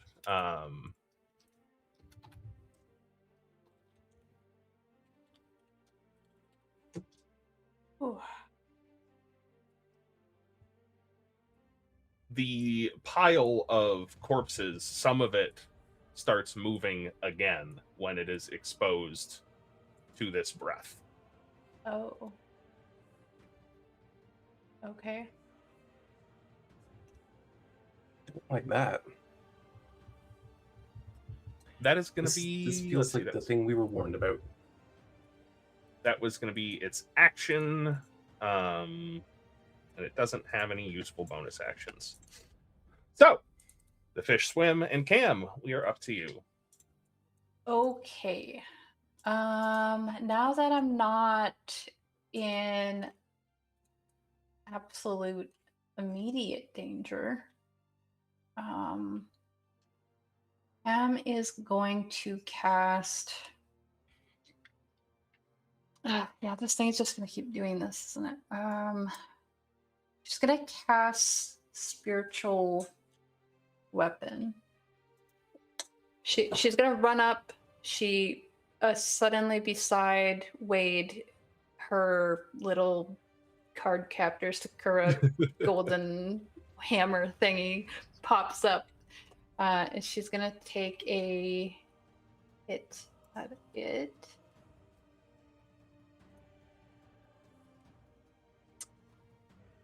Hello, where is it? Oh, there we go. I'm gonna use my advantage on this and get lower. Oh wait, higher. Never mind. There's a 16 hit. That is a good question. Yes, 16 hits. Perfect. She is going to apply. Actually, no. I'll just do the straight thing here. 3 damage. World max 13 radiant damage. Very nice.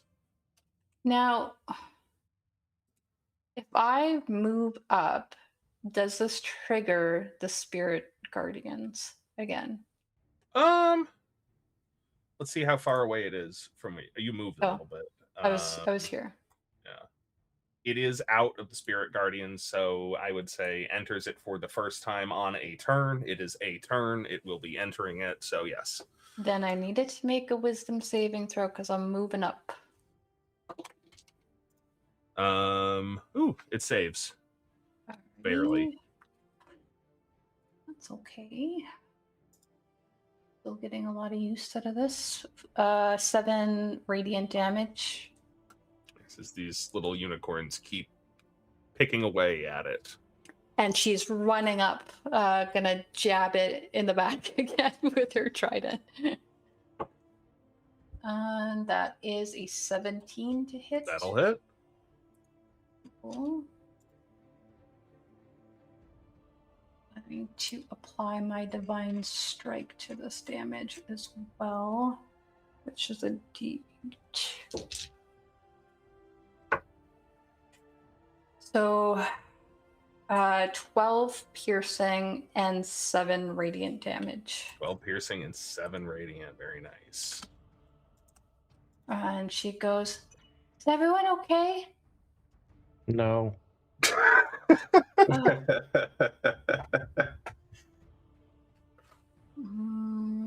She's going to...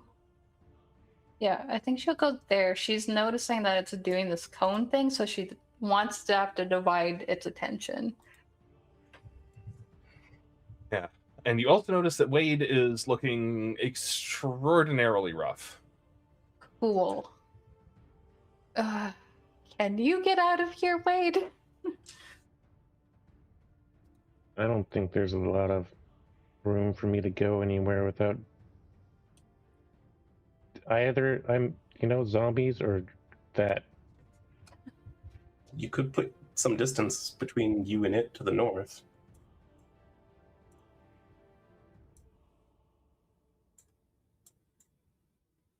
Not enough to get outside of its dragon breath, but I don't think we can carry on an actual, Yeah. And conversation. as it comes around to Learas' turn. Learas' turn.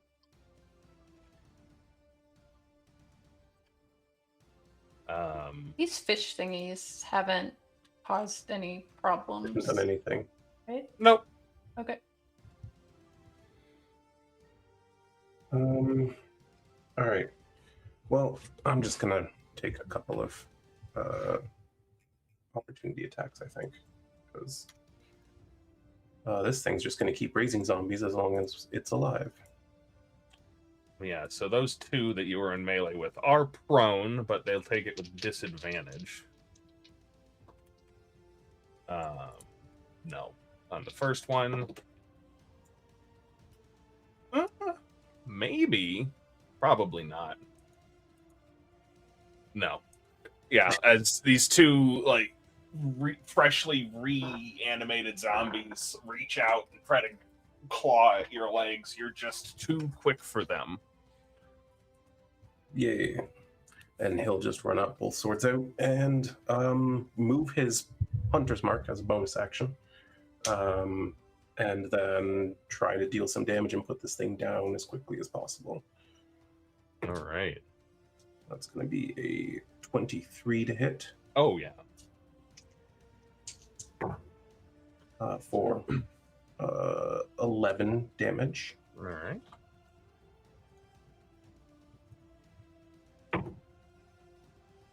Another 23 to hit. Oh, yeah. I don't want to end up missing on the third one. I'm going to put everything into this one. Ugh, bad rolls. Okay, so that's 12, 18 piercing. All right. And one more time. And that is a nat 1. I made the right call. Yes, you did. Which is very appropriate as you're noticing that as you're making these thrusting attacks with this sword, it's not getting quite the purchase on it that you would hope that it is. When you move your hunter's mark, does it give you the info again, or is it just when you cast it? Oh, that's a good question. Let me double check that real quick.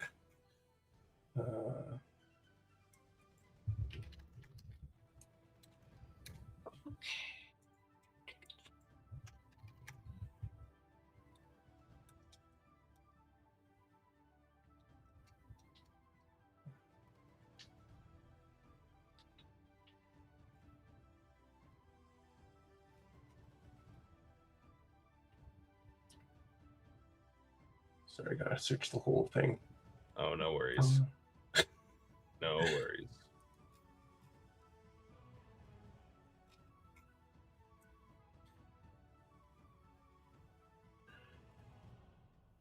While a creature is marked by your hunter's mark. So then you would know as you're going in to make these attacks with your sword, move your hunter's mark over to it, which informs you just a little bit too late to do anything about it that this creature is resistant to piercing damage. That's fair. And is immune to necrotic and poison. Also immune to the poison condition. Surprise. Yeah, I'll share that information again telepathically. But okay. Anything else for That's my turn. Learas? That is your turn, bringing us up to Wade, who's looking a little rough here. Boy, do I make sure do I try and make sure it doesn't have a reaction, or do I put it in a sphere, hopefully? I'm gonna take a gamble and cast Resilient Spear on it for a dex save of 17. Let me read that spell. Whatever you do, don't stay there, please. No. All right, Autoloop, what you got for me? Larger, smaller, it'll fit. All right.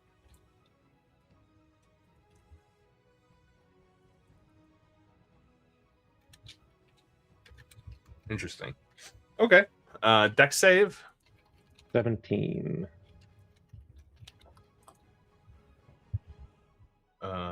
Okay. 3. Oh, yes! It is now in a sphere, and I can run away. 5, 10, 15, 20, 25, 30. Take that, sucker! Yeah, as it goes to claw at you, it just off the inside of this sphere you've conjured. At 5 rounds, minute, 60 seconds, 10 rounds. 10 rounds. I can hold it for a minute. All right, so that will be Wade's turn. On to the skeletal dragonborn, which claws very ineffectually against the inside of the sphere. Let's see if it gets its breath weapon back. Good to know. Is that the resilient sphere? Is that what you did? Mm-hmm. Yes. And then the zombies go.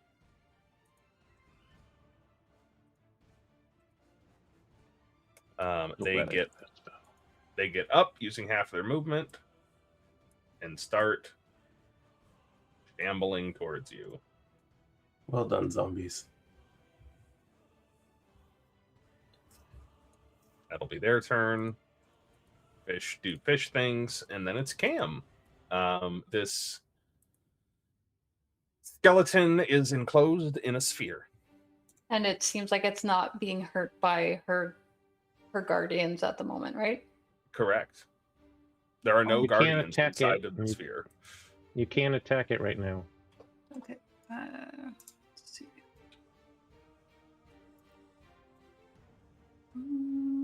Looks like they are all within range of this. Okay. Sorry, I'm just reading some things. Oh, you're good.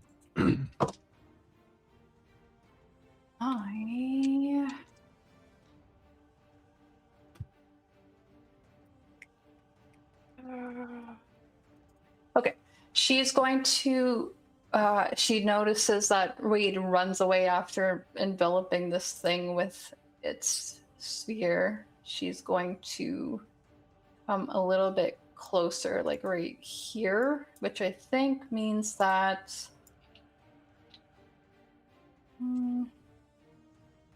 Maybe she should just do this. Yeah, I think she's just gonna move into their space with her spirit guardians. All right. 2, 3, 4, Yeah. 5, 6 of them. And that's a wisdom save? Yes.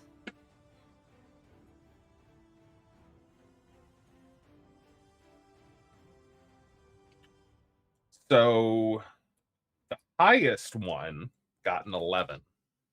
All right, those are all fails then.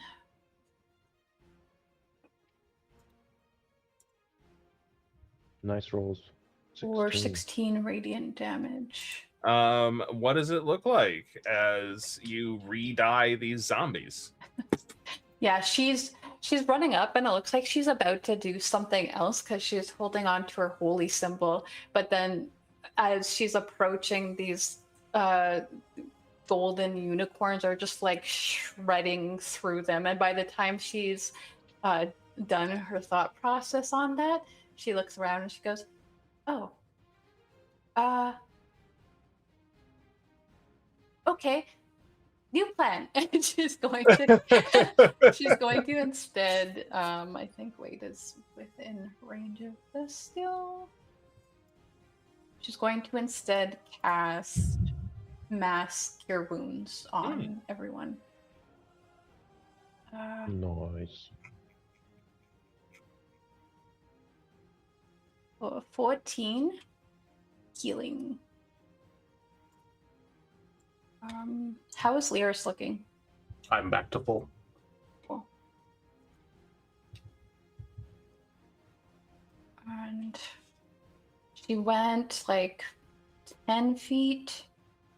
She has a flying speed right now.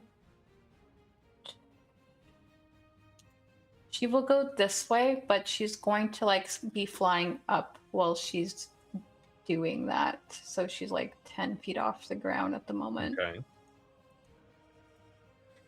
Sounds good. Anything else from Cam?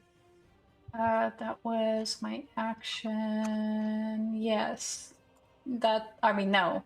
Okay. That's the rest of my turn. Well, yes, but mostly no. I can't attack that thing, so that's all I can do. You can ask me to drop it. Not yet. Give us some time to regroup. All right. You good? Learas. You good over there, Wade? Are you still looking kind of rough? Or are you? Yeah, I'm still kind of rough. I'm gonna healing word you. Not much, but it's something. It's yeah. Anything's something to a wizard with, Yeah, you're gonna get another 6 HP. Thank you. You're welcome. And David, I'm Me? wondering, can I use my action to just push this guy a little bit further south? You can try. It'll be a strength check.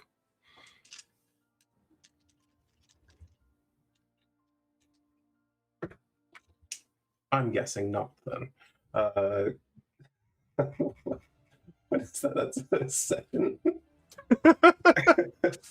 Yeah, you go up and you start pushing on the sphere and it starts to roll, and the creature inside of it just puts its claws and its mouth right up in front of you and pushes back and snarls, and you can actually see some of that purple energy starting to form in the back of its mouth. Ooh. And Learas is just like, no, go that way. Push that way. Come on. Oh, forget it.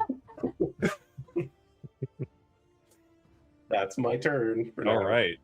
Wade, keep putting distance between you and it, please. Oh yeah. All right, Wade.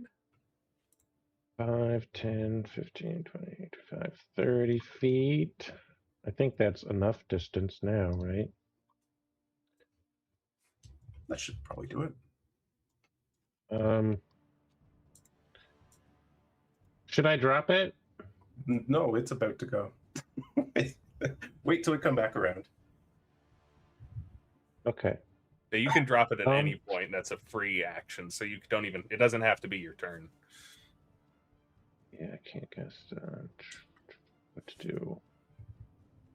Can't really do much. You can ready an action for when you do drop it. Yeah. In the meantime, since Mirror Image is not a concentration spell, I will run that. And I will cast Mirror Image, and that will be my turn. Yeah. I was just playing around with my mirror images. Up to the skeletal dragonborn, Learas, it keeps it keeps pushing at the sphere towards you. You definitely have its attention. It's a gerbil balling right now, or hamster balling.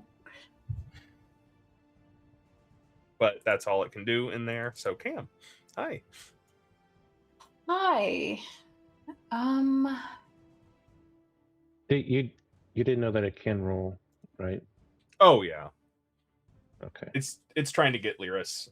It's where it wants to be. There's just infinitesimally thin sphere of force in between it and its goal. I think I'm gonna continue to make sure that Learas and Cam are not in the cone together at the very least. And she's going to kind of be taunting it as well, just like hitting the sphere a little bit, nudging it.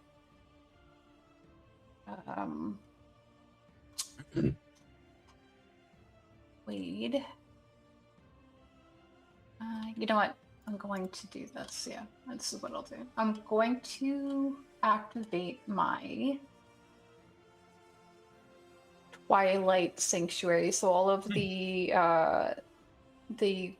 area around me in a 30-foot radius starts to become dim with this like shimmery sort of magical light.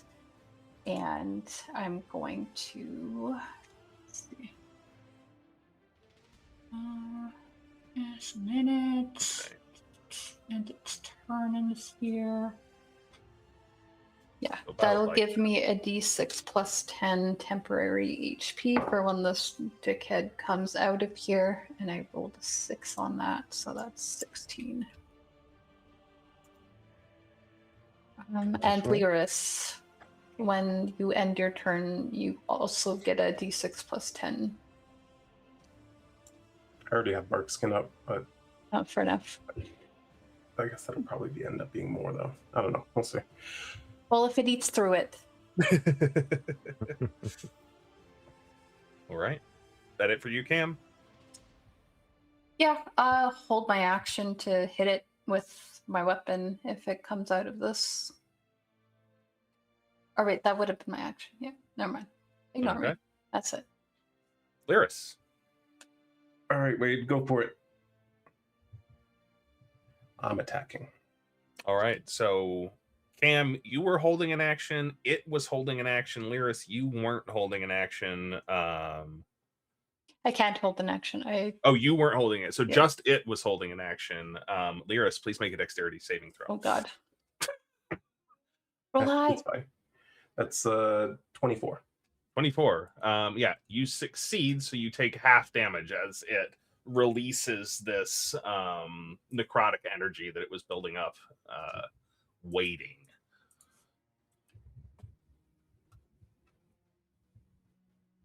Okay.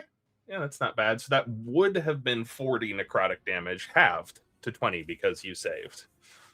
All right. 40. Good So God. that's 13, which is not bad.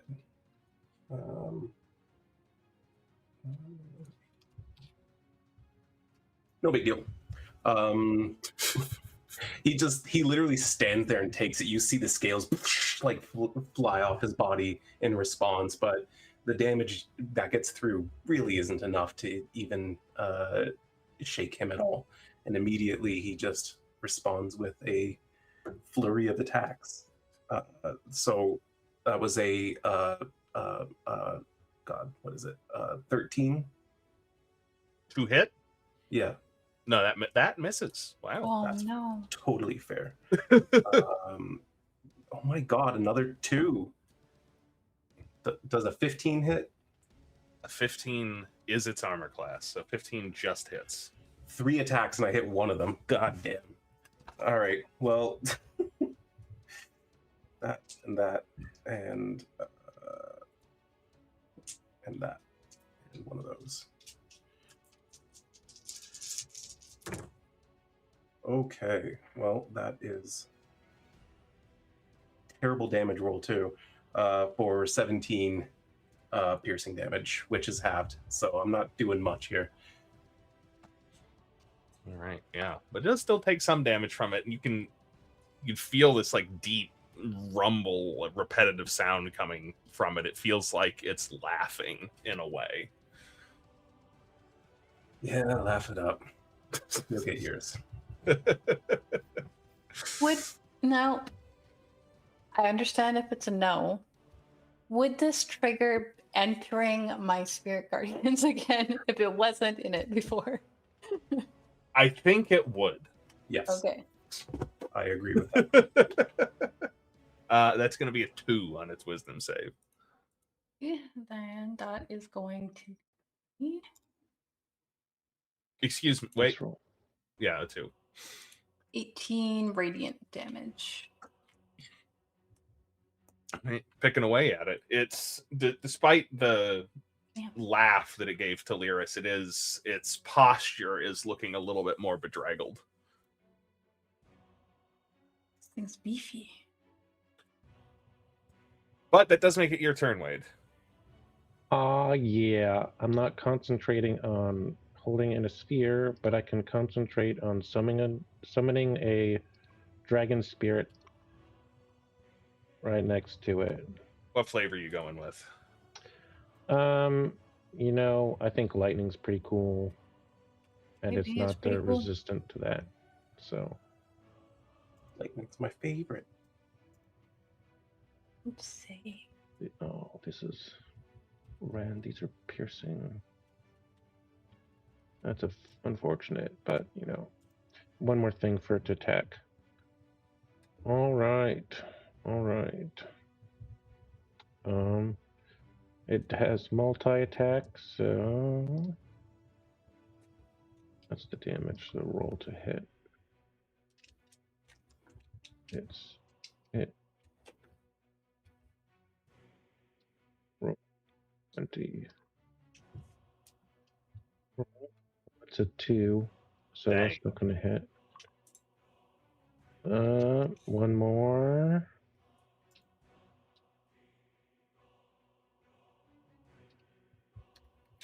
Twelve plus. What do I add to this attack? Spell attack modifier. Okay. So just 16 hits. 16 will hit. And the damage is not a lot. That's 11 piercing. I know it's what, resistant to piercing. That's fine. And then the breath weapon is a DC 17 of dexterity. And that is going to be plus. Okay. Whew. That is going to be a 22 to save. Nice. For 5 lightning damage. Is that already halved? Yeah, halved because it was 11. Okay. Yeah, as a second draconic entity appears on the field and starts laying into this skeletal dragonborn, it comes around to its turn. Let's see if it gets its breath weapon back. It doesn't. And it's gonna give you a multi-attack, Learas. It needs to Yes, it does. roll. 15 plus, yeah, that is going to succeed. For 5 damage. Picking away at it. Learas, this first one comes down, and I believe a 26 will hit with a claw attack. It would if it's not a silvery barbs, but it is. All right.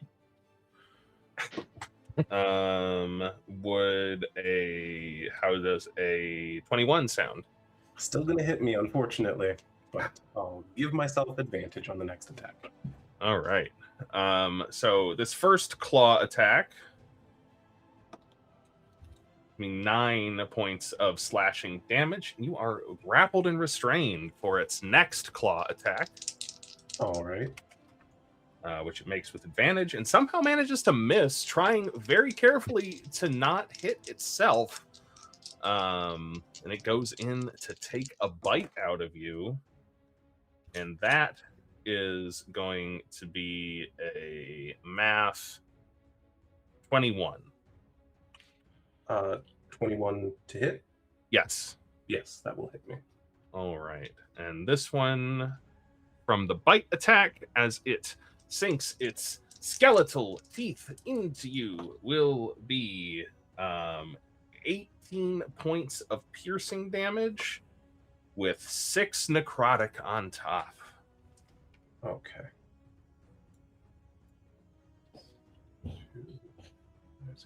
Okay. Yeah, he takes the hit, and all his temp HP that Cam gave him now is gone as well. Will thing give me back stuff? That was 2 hits. Yes. Yeah, I'm still good for mine as well. Excellent. That is going to be its turn. We're on to Cam.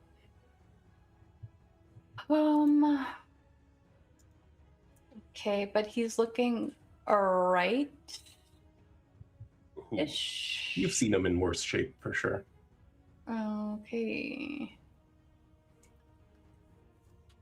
I will take. What do I do here? Let's just fight it. How about that? Sounds good. I'm gonna use my trident. Don't do that. I told you it's resistance to piercing. Oh shoot, you're right. Okay, I won't do that. Only thing is I don't get to use my divine strike.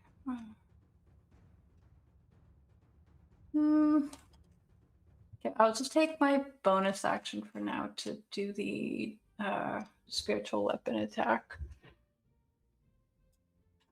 Roll for that. And that's a 20 to hit Oh yeah. with 12 radiant damage. And how badly do I want to do this? I'm going to Toll the Dead it as well. For my Okay. action. That needs to be a wisdom save, DC 17. DC 17 Doesn't have a button. wisdom. That is going to fail. That is weird that it doesn't have a button for the D12 damage of this. 'Cause I assume it's damaged. Oh, very much so. 6.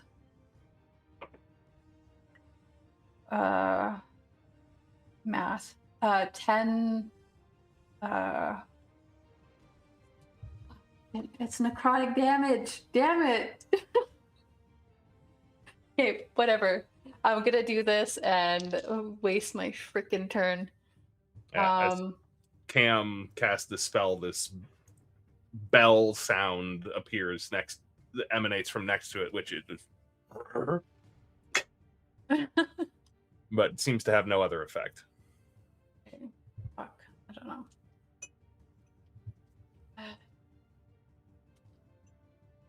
I'm 10 feet up in the air.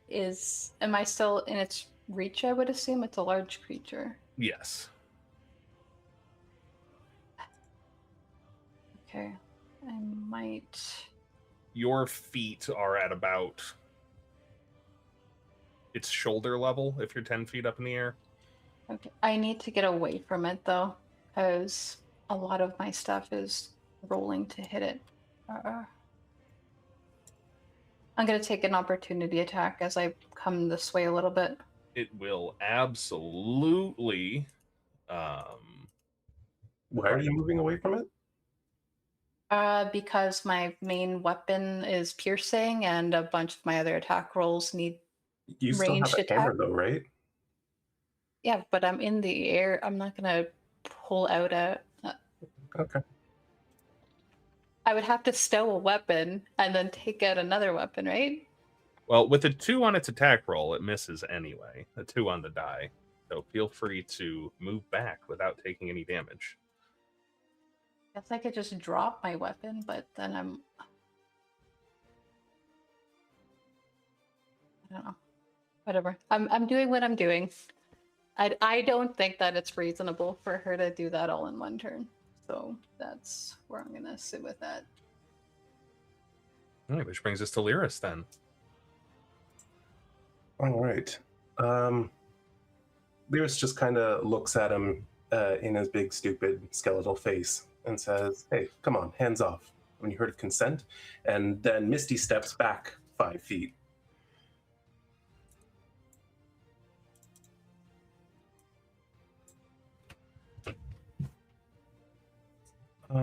From there, he will take his whip off his belt instead and attack it with some slashing damage.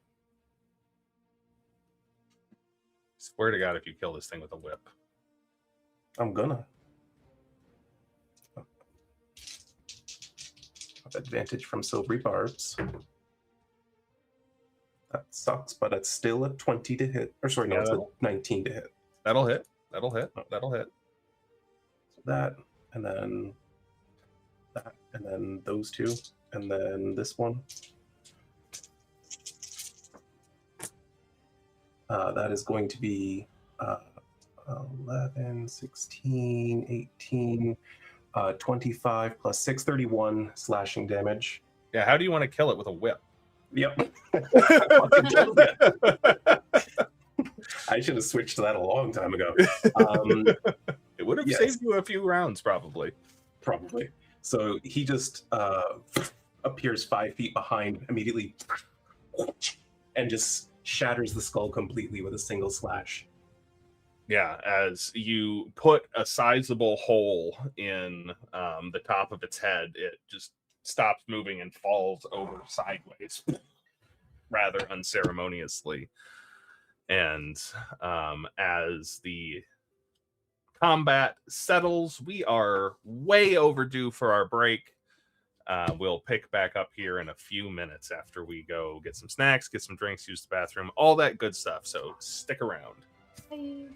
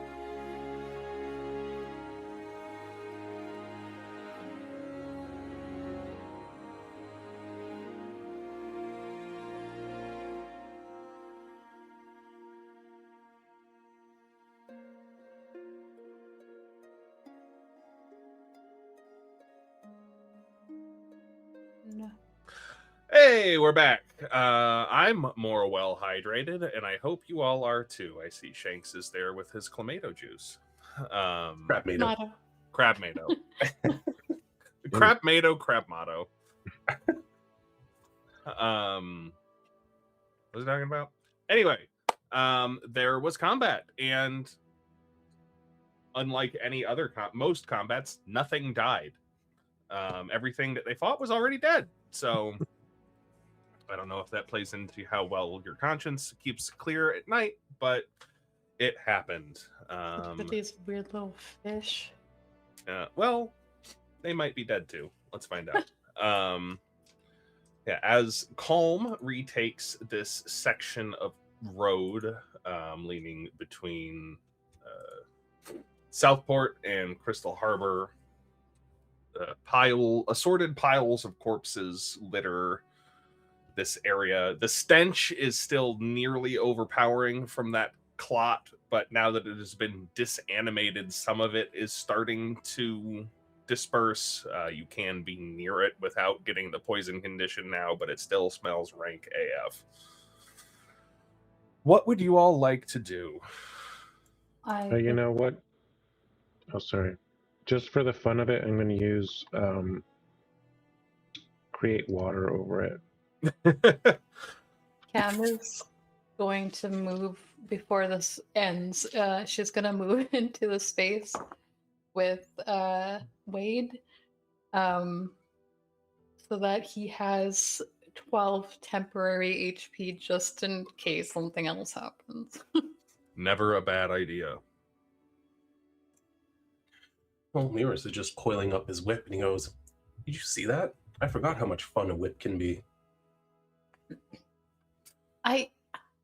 I didn't even really realize that you could just,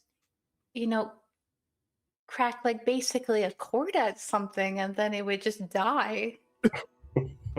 It does take a little bit of expertise, but fortunately, I've trained extensively.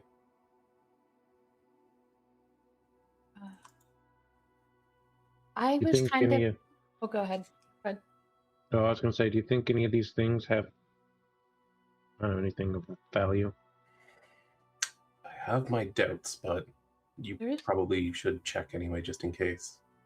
There's also a wagon there.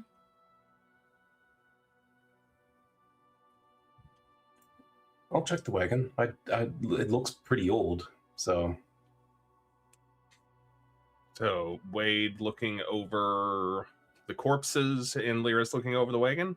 Let's have a couple of investigation checks. 17. 17.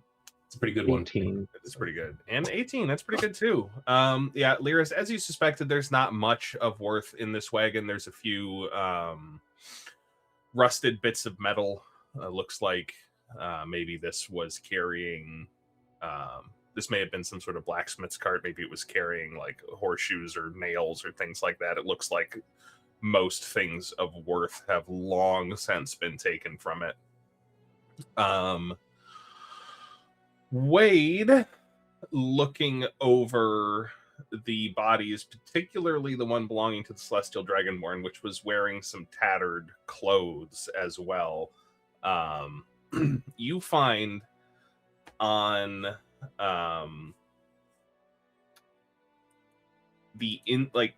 embedded on the inside of its rib cage, on this the bone that runs down the front that I am forgetting the name of right there, there is a small, maybe small-ish, maybe about 2 inches in diameter, a silver disc with some crystals inlaid into it and some arcane carvings, it looks like, made around it. Wow. I thought it was going to be a little bone fragment too, and then we'd get like a little update in our quest marker that was like 2 out of 9. It's the bones of Baron Zaya over here. I will ritually identify this arcane object. Yeah, so y'all take 10 minutes to sit here, I assume, while that happens. Unless Wade... wants to use a spell slot? He did say ritually. Okay, I missed that. During that 10 minutes, Learas would like to look around. I'm not going to go too far into the water because I know there's harmful fish in there. But I do want to see into the water and see if there's any of these crystals there or in the nearby vicinity in the woods. All right, how deep into the water do you go? I'm basically just going to a point where I can stick my face in and look like through the water instead of looking off the surface of it. Yeah. So these fish are about this big individually, and there's just hundreds and hundreds and hundreds of them. And as soon as any of you get near to the water, the swarm starts building up right in that place, eagerly waiting for you. Mm-hmm. You still proceed anyway? Nah, I don't want to fight with these fucking swarms. This might be a we'll check on it later thing. And you go out into the woods a little ways then? Yeah. Yeah, percept for me, please. I will percept. 21. 21. As you look out in these woods, there is nothing that you can see as you're looking around in this immediate vicinity that looks like one of these crystals. Okay. Yeah. And, go ahead. No, it's with it being all undead stuff, I'm yeah, it's probably not the crystals, but this does reek of the stuff that Jacob Amatha was up to. So I don't know. Is there some sort of check that Cam could do on these? I guess I don't want to, but if there's that big mound of bodies is just there, right? Yes. I don't know what sort of check it would be, but could she go and look at it and kind of try to figure out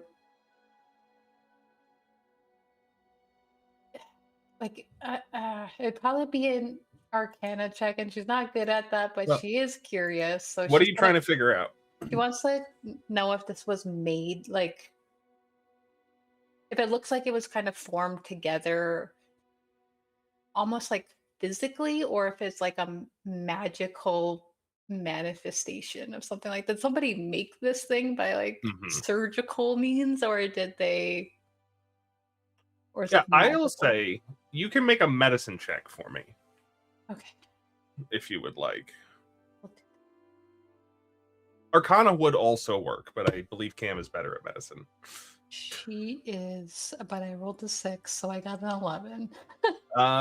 Well, with an 11, there's still some things you can tell. So you can tell there's no sort of mechanical cordage or stitching holding these things together. So this wasn't stitched together and animated like a large golem or anything like that. And another thing that sticks out to you is these bones are, for the most part, fairly old.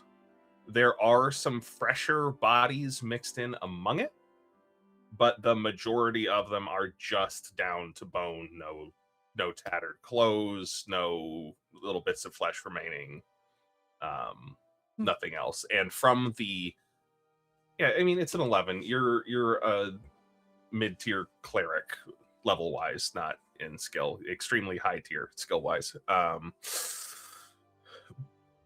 I'll say, from the condition of it and the discoloration, it looks like a lot of these, the vast majority of them, had been buried for a very long time. She's kind of looking around, moving limbs and stuff like that through this mass of bodies, while Wade is casting his spell and Learas is off searching. And I think she's kind of horrified at the moment, and she's already thinking about certain spells that she could cast on this thing that she currently doesn't have prepared. So she's just walking around it thinking.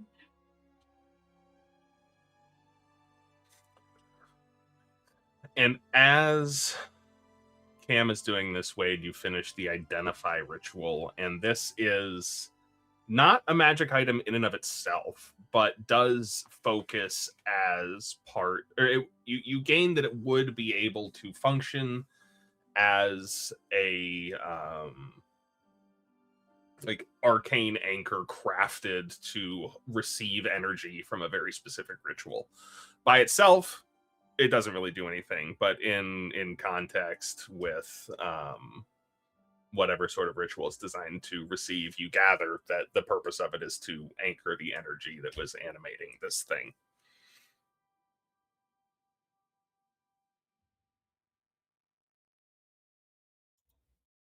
Not good information. This thing was pretty powerful in and of itself. The thought that something brought it back is highly concerning. And something that might stick out to some of you, don't know if it does or not, you can decide that, is that you were told that a dragon's skeleton was missing. There are no dragon bones in this skeleton. They're too small. Yeah, I figured this isn't it. I feel like this was probably his first experiment or some shit. Well,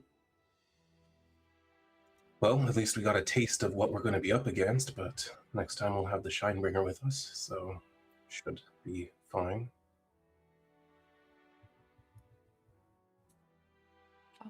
I kind of wonder where these things came from, though.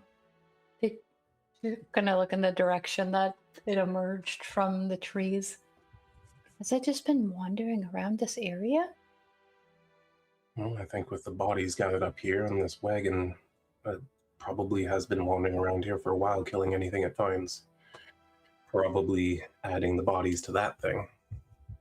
Oh. I'm wondering if there's like a graveyard or something nearby. Yeah. You do know, all of you would know, that the fields south of Crystal Harbor are known as the Fields of Rest because it was the site of the last battle in the big war hundreds of years ago, and there are lots of bodies buried there. I was looking over the creature, and it kind of looked like all of the things were very old, like really old. Yeah, they probably cobbled together this dragonborn thingy and had it use its undead breath to bring back all the people that were buried here. Yep, well, we've put a stop to it now, so at least that's one army we won't have to face in the future.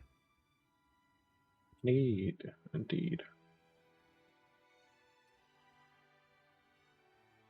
I'm kind of surprised that it got this bad out here and no one's dealt with it. I mean, there's not a lot of civilization out here. The lack of travel means that people probably aren't aware of it. Those who are traveling probably being killed by it, so...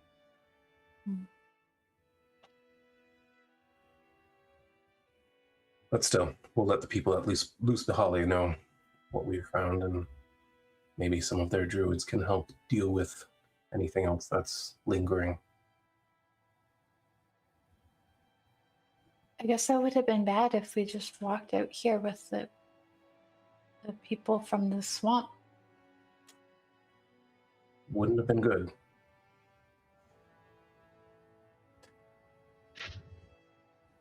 David was waiting for us.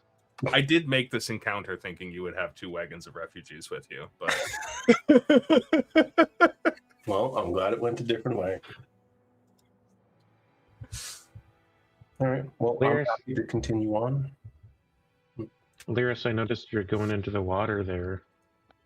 but you didn't get very far. Oh yeah, there's a lot of fucked up fish in there that I really don't want to deal with at the moment. So we'll check the waters around here later. You want me to fry some of them? There's a lot of them in like different groups all over the place. I think we should just keep. They're not a threat to us at the moment. Let's keep our resources, and once we actually deal with the source of this threat, we'll come back and make sure if they're still here, we can clear them out.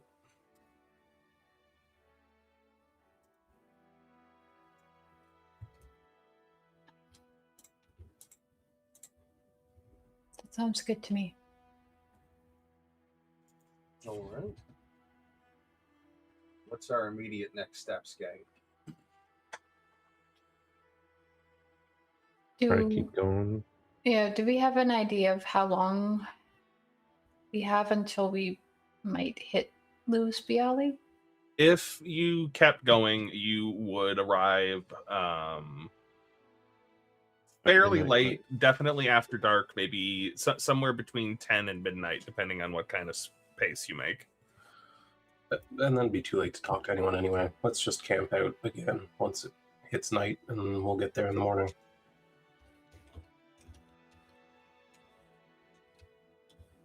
All right. Intend to carry on a few hours down the road Yeah. and then make camp.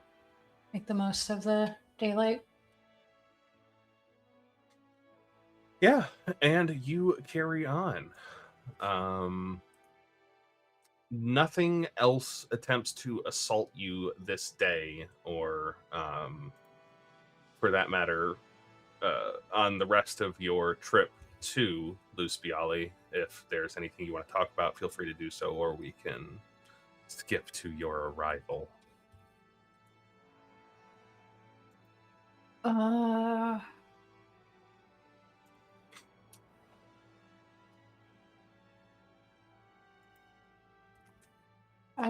don't think Cam has anything. Yeah, I don't have anything that's needed to be discussed or role played out at the moment. All right. Wade's trying to think about this arcane anchor thing he found. Like, is there any way for him to use this in a more benevolent way? There might be. It's definitely within the realm of possibility, but it would require some research and tinkering around with. Definitely think about that.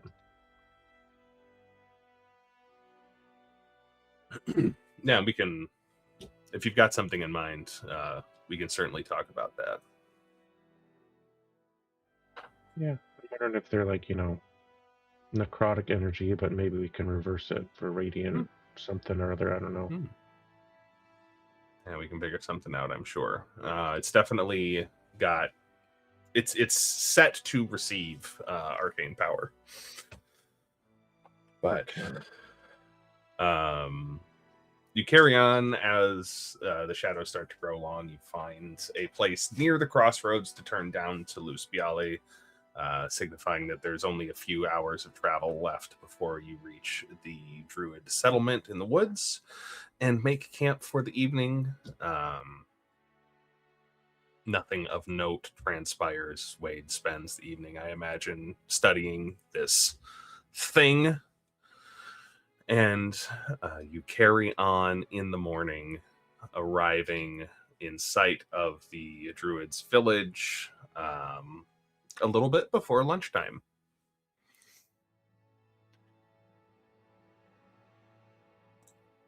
All right. I'm definitely preparing a lesser restoration after that.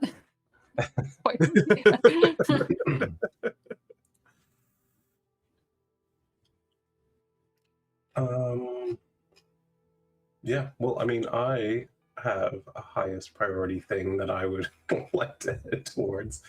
Do it up. I'll follow along. Just trying to find his freaking name. Was it like Cinder or something? Sundar Oakshaper. Sundar, yes. Sundar Oakshaper. Yeah. Well, I'd like to find him at his workshop there and see if he is done with my whip. Yes, absolutely.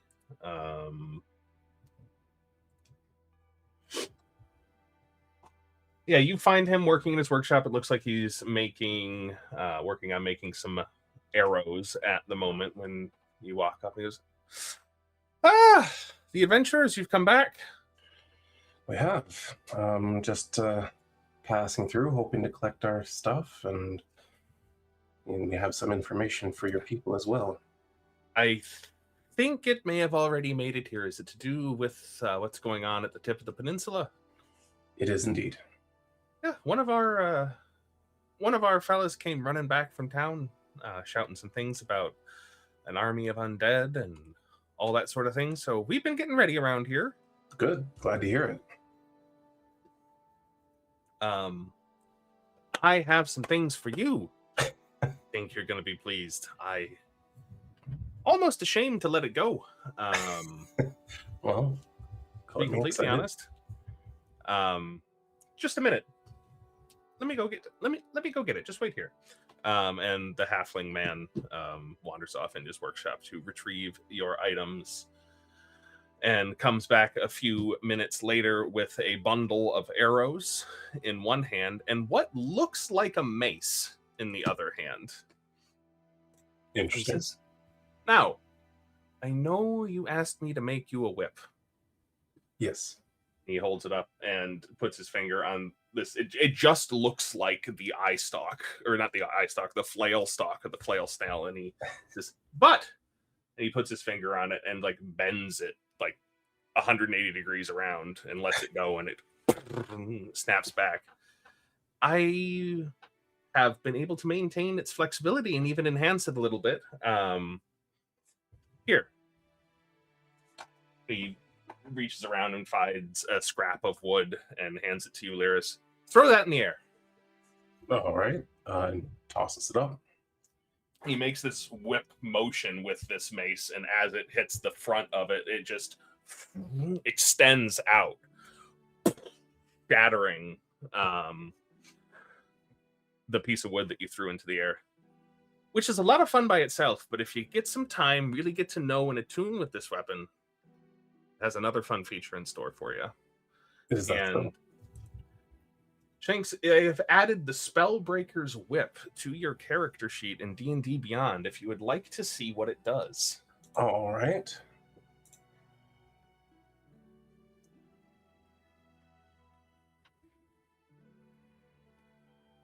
Apparently, I do not want to load D&D Beyond at the moment.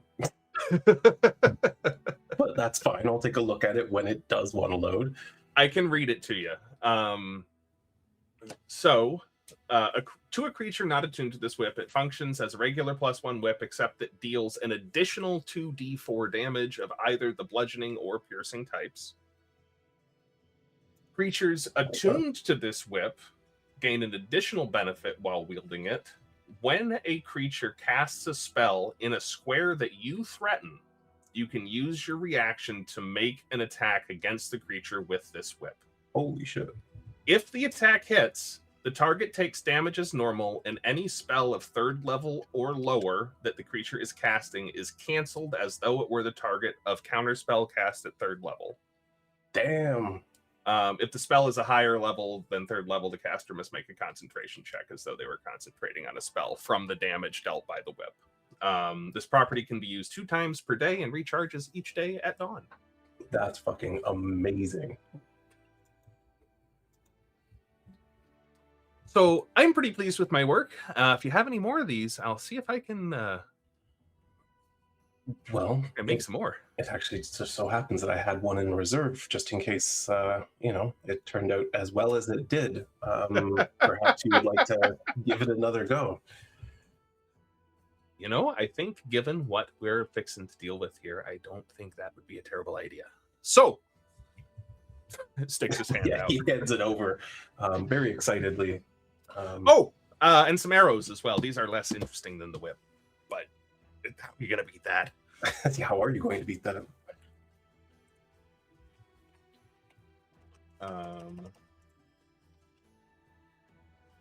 And And you get a bundle of Frozen Fang arrows, Nice. which have 12 uses, one shot each. They do extra cold damage.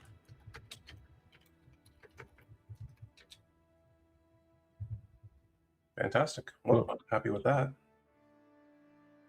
I know you were excited about the flail snail stuff, but we do have some other interesting parts that you might be able to make stuff of. Oh, that's right. Thank you for reminding me. Yeah.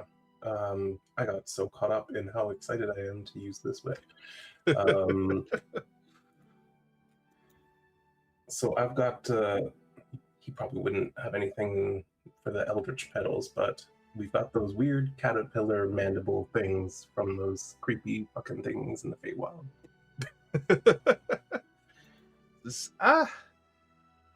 I'll see if there's something we can do with them. If there's not, I'll hang on to them for you, and you can have them back. Yeah, I don't know. Go ahead. We had the mandibles and the proboscis. Oh, from them as well. Sheet. Well, I was the one who wrote it down, but I know you probably had notes as well. Because we had my inventory is massive and weird as it is, so I don't write anything down that I don't have.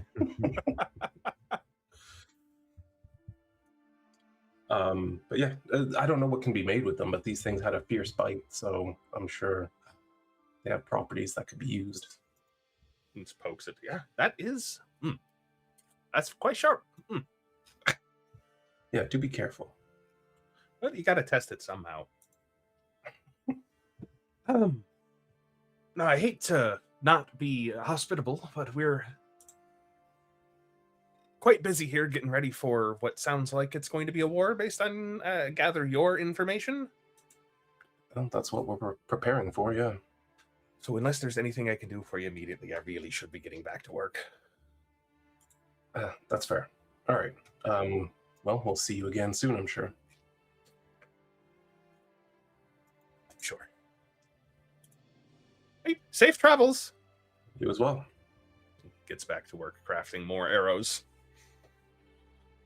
Do we have is there like anyone here that would be ideal to tell about the stuff we found on the road? Since they're already preparing for the war, we obviously don't need to explain anything like that to them, but probably you would not necessarily be sure who.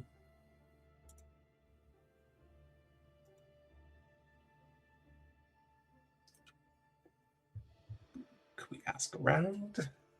Yeah. Yeah. I'll whoever seems to be of any authority, if they have like anyone in uniformed that's one thing to know. It's like there's not a lot of uniformity in what people are wearing here. There's nothing as you're walking around that like screams city guard or anything like that. Everybody seems to be wearing armor or clothing that they have crafted themselves, or it looks very homemade. Mm-hmm. But there are a few people that do you make an insight check for me if you want. Yeah, all right.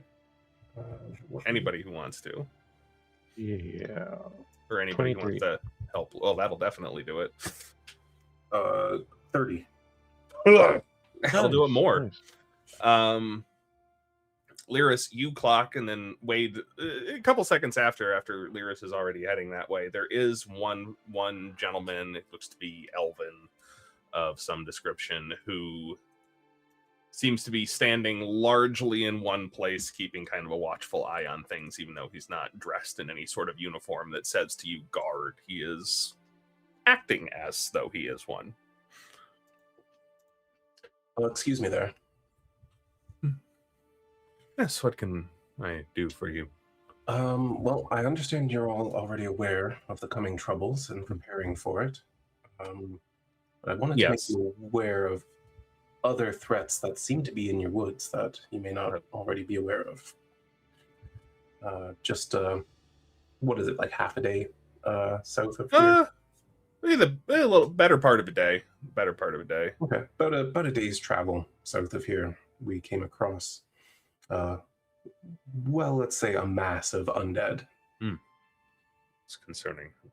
There seemed to be a creature that was raising them with an unholy breath weapon of sorts, and we did slay them, but we don't know that they were the only ones. Water too. Lots of undead fish in the water in that area. Crazy undead skeletal fish. So many of them. So many. There's a look of concern in his eyes and a look of although something has been put together. Thank you very much for that information. That's about a day down the coastal road or a day straight south through the forest? No, on the road.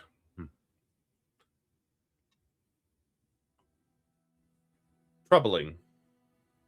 We'll send someone to look at it. Good. Is there anything else I can help you with? Not sure. You guys? No, Sorry. I'm literally still going through all of my spells right now. There's so fucking many. I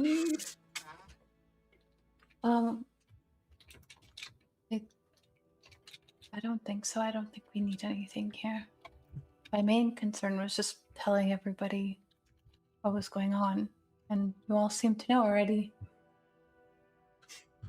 As we learned a few days ago when one of our vendors that sells things in town came back with some rather troubling news.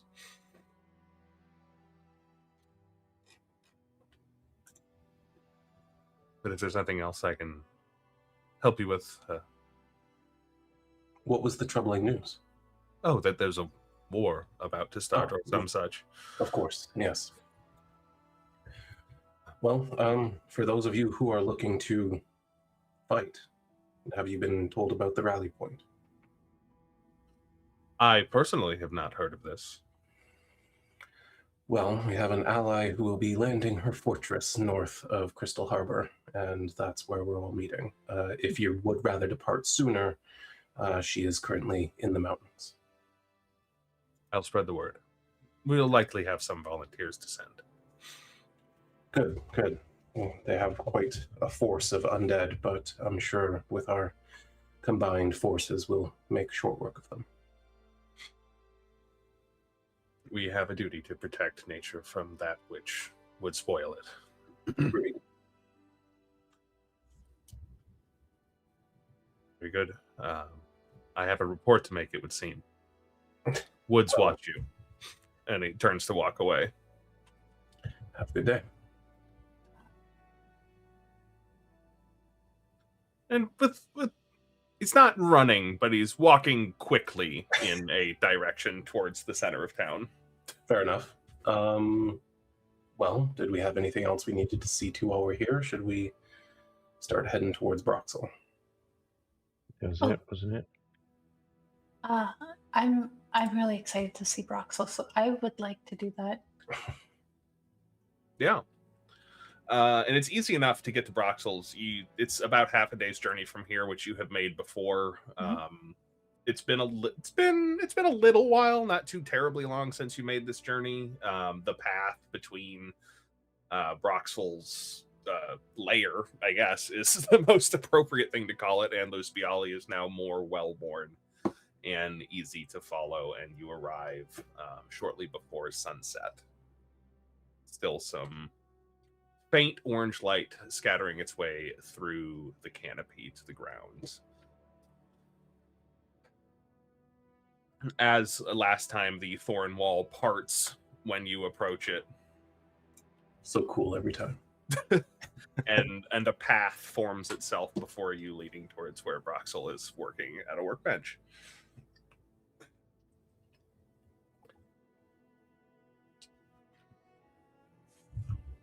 Broxl, hello. Hi. Evening, just give me 1 second here.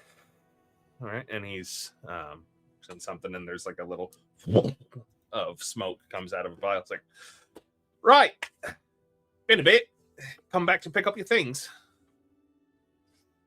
Yeah, that's the intent. I hope you had enough time to work with it all.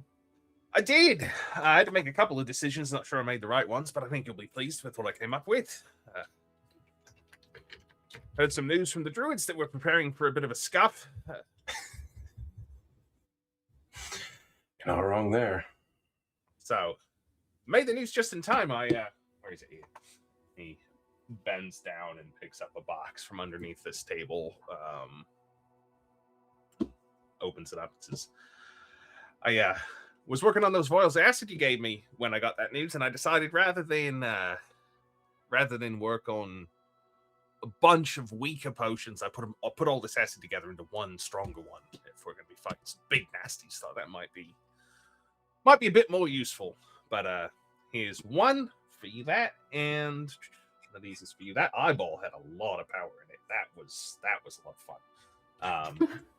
He pulls out 2 more vials and puts all 3 of them together on the table, sets them down in front of you, and sets them down and gestures towards them. Says, "There you go. Think you'll be finding these quite handy. This one, the green foamy one there, you drink that. That'll let you breathe acid at people. Acid? Oh, like a fire breath. Yeah, like a cloud. Just well, that's pretty cool. Should be pretty potent as well. And then these ones here. This will let you see things that are far away. Like really far away. Anywhere, basically. And he has prepared 2 potions of clairvoyance and 1 potion of acid breath. Okay. Potion of clairvoyance. That's a standard item. The acid breath is a homebrew item. If you can't add that, let me know. All right.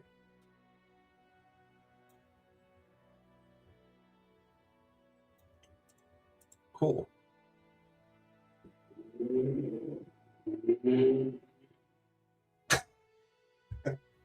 All right. Yep. Family. Fast and the Furious out there. All right. Well, that's what I got for you. Hope it's of help. I'm sure it will be. Do you want some more random monster part? Always. Stuff? Well, You take me for. we have a pound of hazewing moth dust. I have no idea what that is. Well, it had some strange properties to it, so I'm sure it'll be interesting for you. I also have these 12 eldritch petals. What's eldritch about them? Good question. I'll figure it out. We found it growing in the Feywild. It was, Ooh. it also did some interesting things. That will be interesting. No doubt. Yeah. Leave them with me. I'll figure something out. Is there anything... Do you know how much time we've got till that war kicks off, I guess? Is that how that works? That's not how that works. Well, unless they attack early, it'll be up to us to decide that when we feel prepared to strike, which we're hoping is within the next few days. Right. Not sure how much I can get done with an unknown component in a few days, but if there's something you want me to focus on, I be more than happy to take requests. I'm really not sure what would be the most beneficial to us, since again we don't know what they might do either. But fair enough. we trust you to do what you can in the time you have, and if you're unable to prepare anything more, then well, we're grateful for what you have given already. All right. Well, I'll see if I can turn up in town. I haven't left this layer since I made it, so we'll see what that's about. Otherwise, I'll send the druids along with some potions. They visit every few days. Got a bit of a good trade thing going on. Sorry, you and the druids? Yeah. Oh, That's good. That makes a lot of sense. Nice folk. we were hoping that for you, actually. I never thought being turned into this thing would be a good career move, but hey, here you go. Never know what life's going to throw at you, is it? Have you ever kind of figured out what exactly that maybe this is insensitive, but what are you now exactly? Fucked if I know. I seem to be able to have some sort of great control over plant creatures. I'm some sort of plant now. I never thought I'd have that for myself, but from what I've been able to gather, I something sort of tried to infect me, and I guess and tried to hedge out my personality and take over, but I guess it won the physical battle, but I won the mental one. Oh, Interesting. So I guess that's what matters, isn't it? well, good for you for being so strong-minded. Nothing gets by old Broxl.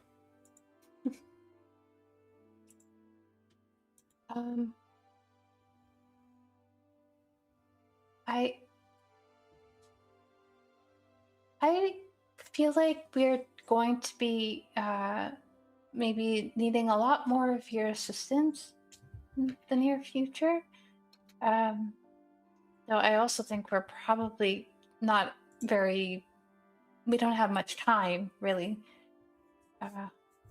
And I guess with the way that you're kind of making a arrangement with the druids and whatnot, and this is long term, of course, but once we like win the war, and because we're gonna win the war, she looks at Mighty the confident, other isn't two. Good, And good going into it thinking you're gonna win. If you're thinking you're gonna lose, then you've already lost. That's what I think. and we've talked to you about this before about sending people out this way. Is that something we can maybe help with in the future? Like, Oh we could yeah, be that'd be like, bloody brilliant. yeah, because we could be like, oh, our friend Broxl's like the official potioneer of the Heralds of the Storm, because that's what they Official call potion. us. Yeah, I like the title of that. Very well, official, I guess. Well, what did they call you before when you worked in town? Broxl, mostly. Oh. I guess that's fair. Some people call me Lizard Man. Like, nicely, or? Mostly if they didn't know me and be like, "Oi, Lizard Man." Good way to get my attention. Fair enough. But yeah, we're asking a lot of people around here, and I know it benefits them to not have this area destroyed by whatever's going to happen. But at the same time, I guess I'm just super thankful that everyone's kind of rallying around us. So And that's what happens when you build a community, isn't it? Everybody supports each other and works for the common interest. It's pretty nice. is that what we've done? Oh. You've not noticed. Well, I'm so used to being alone. I went from kind of having one friend to a community, it seems like. It's kind of weird. It's nice though, right? Yeah. I guess, is that what your family was like? Yeah, it was. Not just my immediate family, but I had uncles, aunts, cousins, people whose relation was so complicated to me that take quite a bit of time to even explain it. But we're all around, we're all a community, we all work together until they all went off together.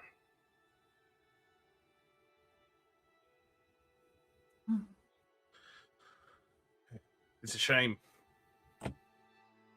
Oh, now you got a new community, though. That's nice. Yeah, I'm getting there. After, I don't know, 40 years being on my own? mostly. Cam is like, I think it always jars her a little bit to hear just how much older Learas is than her. Bloody hell, you're in your 40s. Yes, I am actually. I'll be 50 in a few weeks. Fuck's sake, fishmen don't age. Good for you. Were you not going to tell me that it's your birthday coming up? I feel like we have more important things to focus on. Never too important to celebrate yourself. Besides, aren't you going to be the one leading up the charge saving all of us from whatever sort of undead abominations seeking to wreak ruin upon this area? Well, All hail the savior, I say. if It's like slaps you on the shoulder. yes, if I succeed, then I'm more than happy to discuss birthday arrangements. But until then, I'd rather stay focused. Can someone remind me? We decided we were having like a big party before Yeah. going off to war, right? We're doing the soft launch before. Opening the Which tavern, is how yeah. how far from now? Like a week, I A think. week? A little bit more than a week. It's we were Okay. talking about 2 weeks total, so like a week and a little bit from now. Okay. Camriel will remember this.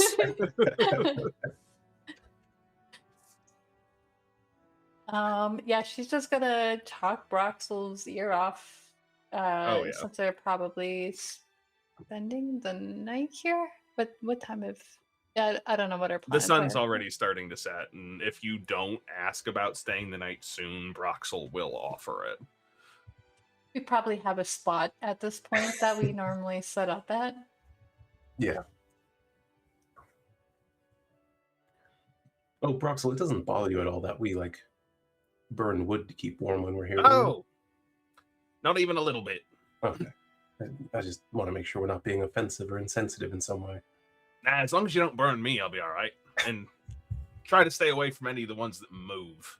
If a shrub's trying to get away from you, don't burn it. We'll be sure to be careful.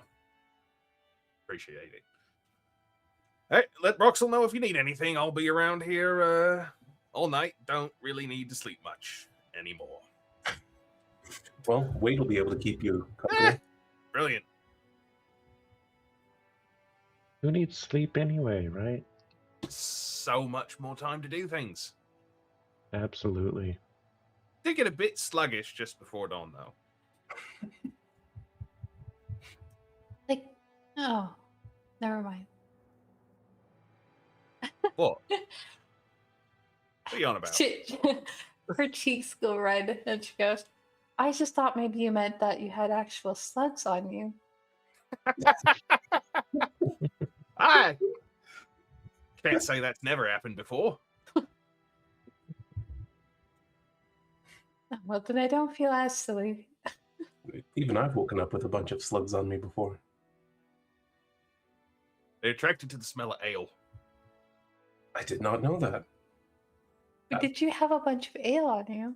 I had a bunch of ale in me. That's probably what it was. Interesting.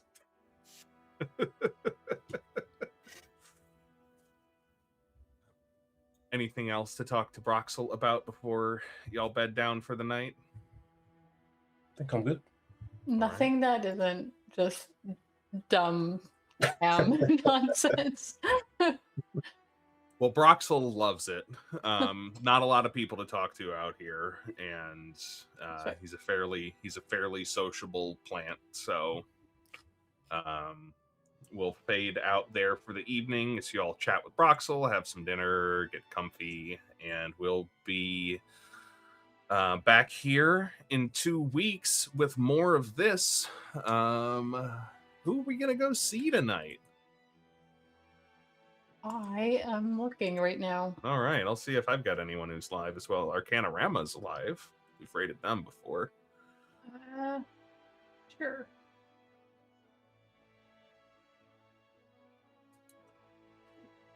All right.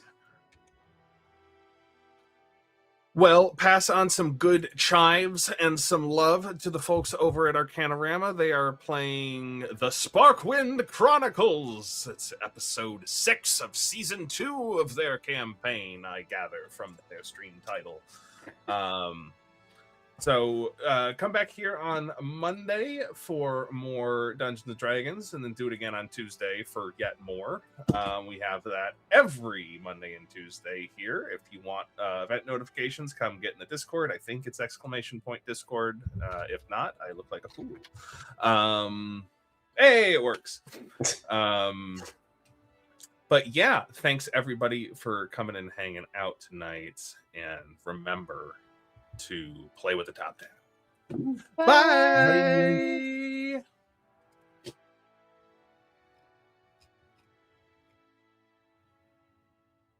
Oof.